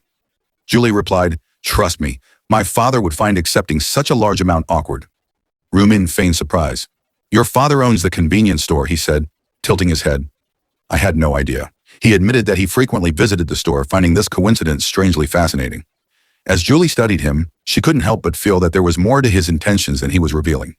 Julie acknowledged that she found the situation quite fascinating as well, especially since her classmate turned out to be the first not a winner. Julie stood up and firmly reintroduced herself as Julie Min, stepping closer to him. "That's my face," she stated, her eyes meeting his. "Will you remember it now?" Rumen smiled warmly and nodded, his expression sincere. Julie's cheeks reddened further, and she found herself momentarily speechless, realizing how peculiar it felt to be formally introducing herself to a classmate so close to graduation. Sensing her unease, Rumen gently said, "I knew who you were, at least a little, and graduation doesn't have to mean losing contact." He then asked for her phone number. Julie, caught off guard, hesitated. "Is it wrong to ask?" he inquired with a playful smile. "I don't think it's strange to ask a classmate for their number." Blushing, Julie nodded and reached for his phone, quickly typing in her number before handing it back. "Thank you," Rumen replied, adding, "It seems like fate brought us together, so we should stay in touch." Julie stammered a bit before agreeing. Rumen then mentioned he needed to leave, explaining that he had something urgent to attend to. As he walked away, Julie realized she still held the envelope. She called after him, "Wait," but he simply waved back, continuing on his way without turning around. In the end, Julie couldn't bring herself to return the envelope. Her thoughts drifted to how Rumen had asked for her number, causing her face to flush as she clutched her chest, her heart still racing. She knew he only intended to be friends, but her feelings for him were too overwhelming to control. She thought back to when they had first met by chance. She had witnessed something involving him and had reported it to the police, feeling compelled to see the matter through, unsure whether she had done the right thing. Wanting to ensure he got home safely, she had decided to follow him. But when she saw him carrying on with his part-time job as if nothing had happened, she realized he was much stronger than he appeared. That was the moment she first became intrigued by him. However, she lacked the courage to approach him. As time passed, her feelings grew stronger, making it even harder for her to confront him directly. She never expected that they would meet again like this. Julie decided to be brave this time, considering it a rare opportunity that fate had handed her. With the envelope of 10 million won still in her pocket, she could no longer pretend she didn't know him. She wondered if she should invite him to dinner and smiled to herself. Meanwhile, Rumen was lying in bed, texting. Julie had just invited him to lunch. He replied that he was free and offered to cover the cost, but Julie insisted on paying. He hadn't expected her to be so quick to offer to buy him a meal. He had assumed she might feel indebted to him. This development was promising. It would be easier to make her an ally if they naturally became friends. He decided that, come the 20th round, he would make sure to save her. As Rumen emerged from his room, Ryu-won was sitting on the couch. "Where are you headed?" Ryu-won asked. Ryu-won replied, "I'm meeting a friend." "A friend?" Ryu-won, watching TV. "Is this friend a woman?" Ryu-min smirked and asked, "Why? Can't I meet women?" Ryu-min casually mentioned to his younger brother, Ryu-won, that he would be heading out for lunch. Ryu-won, surprised, quickly realized that his brother might be going on a date. Later, at a steakhouse, Ryu-min and Julie met up. As they settled down, Ryu-min asked if she liked steak. When Julie replied that she did, he encouraged her to eat plenty, causing her to blush. She found it hard to believe that she was sharing a meal alone with him, one of the best days she could remember. For a while, they ate in silence, and Julie felt the atmosphere growing awkward. Feeling the need to break the ice, she asked about his 4 consecutive NATO lottery wins. Ryu-min casually replied that he had gotten lucky after seeing the numbers in a dream, a claim she found hard to believe. Curious, she asked how much money he made from his lucky streak. He joked that he wouldn't have to worry about money for the rest of his life, but added more seriously that his real concerns were more about survival than wealth. Julie then shifted the conversation to their experiences in the first round of the game. She asked how difficult it had been for him to kill goblins. He replied that it had taken quite a while. When she asked which region he was in, he confessed he couldn't remember much, but thought his region ended in the number 5. Julie told him her region ended at 7, and lamented that they couldn't cross into each other's territories in the other world. Ryu-min reassured her, explaining that as the number of survivors decreased, the regions would eventually merge. She then asked about his level, and he revealed he was at level 10, which she noted matched her own. Curious, she inquired about his class. Ryu-min responded that he didn't have a class yet. Julie mentioned that she was fortunate enough to acquire a class change item. Feigning ignorance, Ryu-min asked, "A buffer? Is it like giving buffs in a game?" Secretly, he was pleased to hear she was a buffer. It fit perfectly with his plans. Julie excitedly offered to show him her skill, explaining that her buff, Bless, boosted all stats slightly. Ryu-min, intrigued, said he would love to see it. With a smile, Julie activated her buff, eager to impress him. When Julie extended her hand, a green pattern appeared in the air before her, glowing softly. A notification window popped up, indicating that the blessing would last for 3 hours, and that all of Ryu-min's stats had increased by 50%. He expressed his admiration for her skill, thinking to himself that it was a remarkable effect for a special talent. He also realized that once Julie reached her maximum level, the effectiveness of her ability could double, enhancing the buff to a total of 100%. That is, of course, if she managed to level up to the highest point.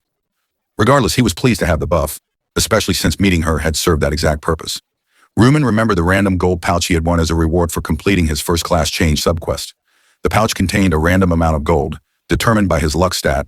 The higher his luck, the more gold he would receive. He thanked her, stating that the effects of the buff were impressive. Julie beamed and said he only had to ask if he ever needed another buff, reassuring him that casting it was effortless for her. Sensing there was more she wanted to say, he asked what else she had on her mind. Julie hesitated briefly before thanking him again for the 10 million won he had offered. She added that her father was also grateful and wanted to convey his thanks. However, Ryu-min sensed there was something more, so he probed gently. "Is that really all you wanted to say?" She shook her head slightly and explained that she had been thinking of something else. Reaching into her bag, she pulled out a glowing object. Curious, Ryu-min asked what it was. Julie explained that she had found the item while hunting, and since he refused the money, she wanted him to at least accept this as a token of her appreciation. She insisted he take it, making it clear that she was sincere and wouldn't take no for an answer. They finished their meal and Julie suggested they meet again sometime. Ryu-min nodded in agreement, advising her to stay safe in the upcoming round. She eagerly agreed, saying they should continue surviving and meeting at the park. After she left, Ryu-min was alone. He pulled up his inventory screen and inspected the object Julie had given him. It was a low-quality purple magic crystal, not particularly valuable but potentially useful. The crystal Julie gave him was a delicate, stunning purple stone with a faint mana aura. Ryu-min hadn't expected her to gift him something like this. When he removed it from his inventory, he noted the brief description, which didn't offer much insight into its properties. He had no idea what the crystal could actually do. However, he knew that at level 20, the combination function would unlock, allowing players to fuse magic crystals with weapons, and he suspected that this particular item would be of great value at that point. The combination feature would not only allow him to merge the crystal with a weapon, but also grant additional enhancements. There were 7 types of magic crystals, each with a different color representing a specific attribute: red for damage, orange for strength, yellow for luck, green for dexterity, blue for intelligence, dark blue for damage reduction, and purple, the rarest of all, for boosting all stats. The purple crystal had the lowest chance of appearing, making it incredibly valuable. Ryu-min felt fortunate to have acquired the crystal so easily. It was a testament to his high luck stat in real life. He decided he would save it until he reached level 20, when he could truly unlock its potential. Glancing at his screen, he noticed the Bless effect still had 30 minutes left. He debated whether to open the gold pouch before the buff expired, but realized he first needed to make use of his Butcher rune to maximize his stats. The rune had a unique function. Every time it killed a living entity, including something as small as an insect, it would increase all his stats by 1%. Since there were no insects to hunt in the alternate world, he had to kill monsters there, but the real world had no such restriction. He opened his bag and pulled out a plastic packet filled with 100 mealworms. Feeling a bit guilty, he placed the packet on the floor and apologized to the small creatures before raising his foot to crush them. A notification appeared, displaying a kill count of 45 out of 100, which resulted in a 45% boost to all his stats from the Butcher rune. Moments later, another window popped up, showing the kill count had reached 67, raising his stat boost to 67%. Each update confirmed the rune's effects, steadily enhancing his abilities as he continued. Ryu-min continued using the Butcher rune until his kill count surpassed 100. With that, the rune's effect maximized, boosting all his stats by 100%. Opening his status window, he noticed his luck stat had climbed to 45 points. Feeling confident about his chances, he decided it was the perfect time to use the random gold pouch he had stored in his inventory. The random gold pouch was a rare consumable item, capable of yielding anywhere from 1 to 9,999 gold. but it had to be used before the next round.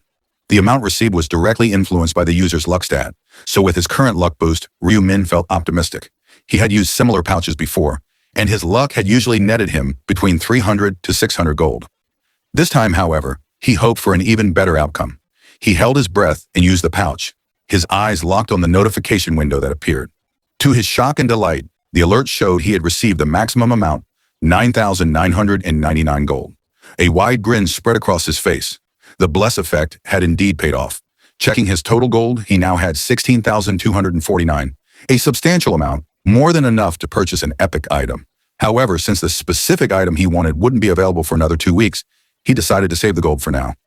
Back at the apartment, Ryu Min announced his return. His younger brother, Ryu 1, looked up from his smartphone and eagerly approached him. "So, how did your date go?" Ryu 1 asked, a mischievous glint in his eyes. Ryu Min gave him a puzzled look. "What date?" he replied, pretending not to understand. "You know, with that girl you were meeting?" Ryu 1 teased. Ryu Min waved him off. "Stop talking nonsense. What did you have for lunch?" Ryu 1 shrugged. "Just ordered black bean noodles."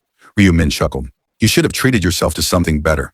Ryu 1 frowned, confused. "Used. What's wrong with noodles?" "I felt like eating them." Ryu Min nodded thoughtfully, remembering that just a month ago they could barely afford such small luxuries. It was a reminder of how quickly things could change.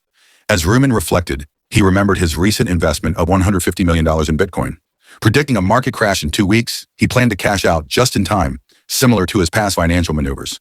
His attention shifted when a sleek car on television caught his eye, prompting him to realize he needed a driver's license. He decided to take the written exam, wondering how many times he'd attempted it in the past. Approaching it with a casual attitude, he completed it quickly.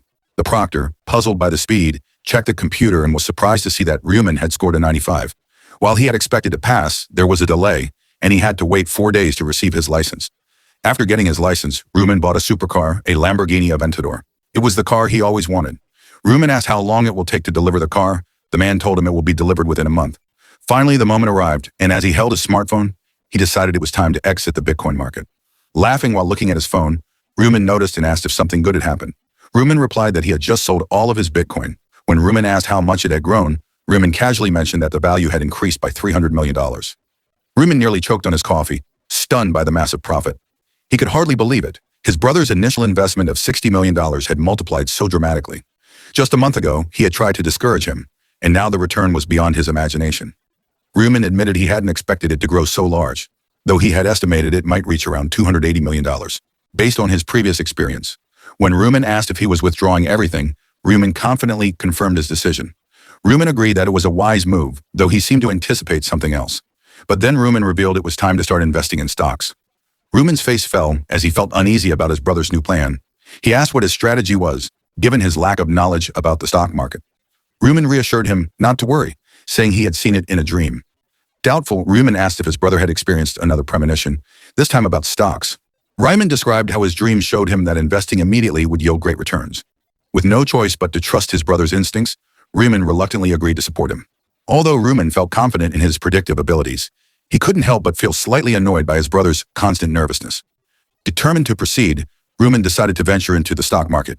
He chose a company valued at around $900 million, ranked 85th on the Kosdaq Index, Heavenly Demon Consulting Corporation, a subsidiary of Gyeongrok. Despite its current obscurity, he knew that by the 4th round, the company would develop a unique system and experience rapid growth. Ryu Min reasoned that with such a high chance of success, there was no reason not to invest. He figured that securing shares and potentially gaining operational control as a major shareholder would allow him to exert significant influence.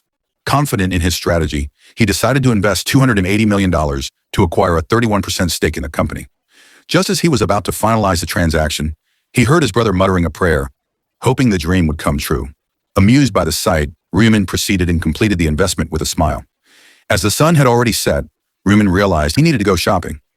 Even though it was past midnight, he opened the storefront window from his bed and began scrolling through the available items. Knowing he had some gold set aside for this purpose, he navigated to the equipment tab. He remarked on the convenience of using gold to purchase common skills and items. While most of the skills and items listed were of normal rank, he knew there was a way to obtain rare and epic items. The Today's Item feature allowed players to purchase a randomly rotating item daily. Typically, this unpredictability made it hard to get what one wanted, but Ryu Min's unique knowledge of the future gave him an advantage. He was aware that the legendary item he sought, the skeletal necklace, would be available that day. The skeletal necklace would remain active until the end of the round, providing a 3% boost to intelligence and a 1% increase in attack speed per enemy defeated, with a maximum of 25%. Priced at 4,600 gold, the item offered excellent benefits at a reasonable cost. Feeling a surge of excitement, Ryuman quickly made the purchase, satisfied with its ability to enhance his attack speed. After confirming that the item he wanted was indeed available, Ryuman decided to use it after completing his advancement quest. He retrieved a 50% discount voucher from his inventory, planning to use it on the purchase of the skeletal necklace.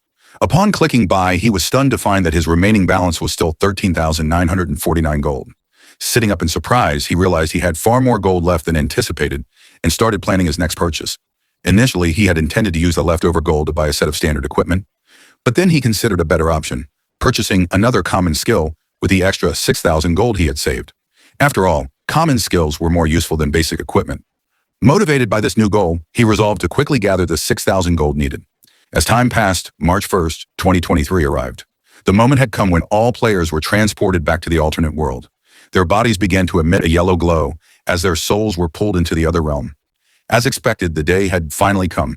Upon arrival, the players found themselves not in the familiar forest, but in a desolate village area. One player voiced their frustration at being drawn back into the strange world. Looking around, they noticed the village was in ruins, its structures reduced to rubble. Another player pointed out that this wasn't just a village, but rather the remains of one. In the center, they noticed a glowing purple crystal surrounded by fortress-like walls, sparking curiosity and speculation about the nature of the third round. Ryumin observed the tense atmosphere around him. Everyone seemed uneasy, sensing the strangeness of this place. He mused that at least one person, Cho Young-sik, would probably stay calm under these circumstances. Soon, murmurs about Young-sik started to spread among the players. They talked about their regional representative, a notorious gang leader known as Life is a Documentary. They recalled how he had intimidated by the players, everyone in the region into voting for him, waving a dagger to ensure no one dared to oppose him. Another player spoke up boldly, saying that instead of that murderer, Black Size should have been chosen as the representative. The player next to him quickly warned him to keep his voice down, pointing out that if Life is a Documentary overheard, he could use his authority to command. But the bold player shrugged it off, feeling there was nothing to fear since the authority of command could only be used 10 times. Life is a Documentary, heard the remark, and began shouting curses at them. The other players mocked him, saying he was acting as if swearing was prohibited and questioning why he was so upset. This only aggravated Life as a Documentary more. He waved his hands furiously, demanding that the crowd listen to him, but the players continued to talk over him, pretending not to notice his rage. His anger grew, knowing that the angel had revealed the power of command to everyone, and the events he had hoped to control were slipping from his grasp. Suddenly a figure bowed and said, "Nice to meet you, sir," with polite gesture toward him. Recognizing the person, Life is Documentary, asked Hwang Yongmin what he was up to. Yongmin addressed Life as a Documentary enthusiastically, but then called him by his real name, Young-sik, leader of the Young-sik gang. Young-sik, confused, asked Yongmin about his intentions. Yongmin responded cheerfully that he do not belong to any gang yet. He introduced himself as a young man in his 20s with dreams of becoming a mob boss. "What did you say?" Young-sik asked, bewildered by Yongmin's bizarre declaration. But before Young-sik could fully process it, Yongmin passionately proclaimed that he admired Young-sik and truly wanted to join his gang. Just as Young-sik was about to ask him why, Yongmin suddenly bowed deeply, pledging his lifelong loyalty and begging to be taken in. Young-sik smirked, amused. He had encountered many kinds of lunatics in his time, but this one was new to him. He appreciated Yongmin's spirit, so he ordered him to stand up. Then with a hint of mockery, he asked if Yongmin was sure he still wanted to serve him, even knowing his reputation was tarnished. Yongmin responded with unwavering respect, saying that he didn't care about any of that. He declared that he wouldn't give a damn what others thought, as long as Young-sik accepted him into the gang. Young-sik, looking quite pleased, decided to take responsibility for the young man and raise him as his own. Yongmin, full of anticipation, bowed deeply, expressing his gratitude and sense of honor at the acceptance. Observing this unexpected alliance, people began murmuring among themselves, shocked that Yongmin had joined. Life is a Documentary. They whispered that he must be crazy, but as the saying goes, birds of a feather flock together. Meanwhile, Ryumin blended into the crowd, relieved that everything had aligned exactly as he had predicted. Just then, the angel appeared and asked if everyone had gathered. She scanned the crowd and noted that 99 participants were missing. Her words left the players puzzled, not understanding what she meant. Suddenly, a notification screen appeared, outlining the details of the third round. The primary objective was to protect the relics for 3 hours. The players quickly realized there were now only 4,900 participants in their region, and only 1,225 of them would be able to complete the quest. Confused, they began murmuring among themselves, wondering how so many people had disappeared. The angel clarified that those players had not simply vanished. It seemed there had been some conflict in the real world. She even confessed that she found the concept of human conflict terrifying. A concerned player urged everyone to check how many could still finish the round. As they saw the numbers, anxiety spread through the crowd. Only a quarter of the original group could now complete the round. One player suggested that there might be a system error. The angel chuckled when she heard this, assuring them it was no mistake. She pointed out that they seemed shaken by the fact that fewer participants would be able to finish this round and hinted that they might be overlooking something crucial. She explained that in each round, only half of them might make it. But since everyone survived the previous round, it made sense that only a quarter would make it through this time. The players' faces showed a mix of fear and frustration. Before they could voice their complaints, the angel cut them off, insisting it was not unfair. She emphasized that all they needed to do was work hard and rank in the top 25%. She then continued to explain the specifics of the third round. The angel continued, explaining that every 30 minutes, waves of monsters would pour through the castle gates, with the relic at the center of the village as their primary target. To protect it, the players would need to work together through 5 waves. If they successfully defended the relic for the full 3 hours, they would receive an additional reward. However, failure would result in severe penalties. Regardless of whether the relic was protected, each player would be ranked based on the number of monsters they defeated. She warned them that the nature of this round meant there would be far more monsters than usual, though at only a third of their usual strength. But that also meant any experience points and gold gained would only be at a third of the normal amount. Yangzi grinned to himself, thinking that all he had to do was defeat as many monsters as possible. Holding the authority of command, he felt confident that this round would be straightforward. The angel then mentioned one more critical point she had almost forgotten.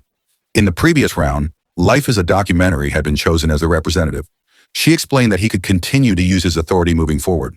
However, she sensed the crowd's curiosity about what would happen if he died. She clarified that if he were to perish due to natural causes, his position would become vacant. But what if another player were to kill him? She paused, letting the question linger. With a sly smile, the angel revealed that in such a case, the player who killed him would immediately become the region's new representative, inheriting his full command authority. At this revelation, several players began eyeing Yang-sik with open hostility, their true intentions becoming clear. The angel clapped her hands, announcing that the first wave of monsters would arrive in 10 minutes. She encouraged the players to cooperate if they hoped to survive for 3 hours, adding with a grin, "Though I'm not sure if any of you will make it." Yang-sik cursed loudly, feeling the threat of enemies lurking behind him. He was furious that the angel had exposed his precarious position. Sensing danger all around, he shouted for anyone loyal to him to get ready for battle. Yang-sik pulled out his dagger, daring anyone to come at him. "I'll face you all head on," he shouted defiantly. The players around him seemed ready to attack, but one of them pointed out, "He can only use the command authority 10 times. He's not as powerful as he thinks." Another player added, "If I understood the angel correctly, the person who kills him takes his place as a representative." A third player argued that maybe keeping him as their leader would be more beneficial, and the group hesitated. Then they noticed Black Scythe stepping forward boldly. Yancish, feeling uneasy, demanded, "What do you want, Black Scythe?" Black Scythe approached calmly. "Relax, I'm just here to talk. No need to be afraid." Jansik scoffed, "I'm not afraid. Say what you came to say, but don't think I'll bow my head to you." Black Scythe nodded. "I have a proposal for you," he began. "I understand you're in a tight spot right now. Let me protect you." That's all for today. Please leave a comment, and I'll see you on the next upload.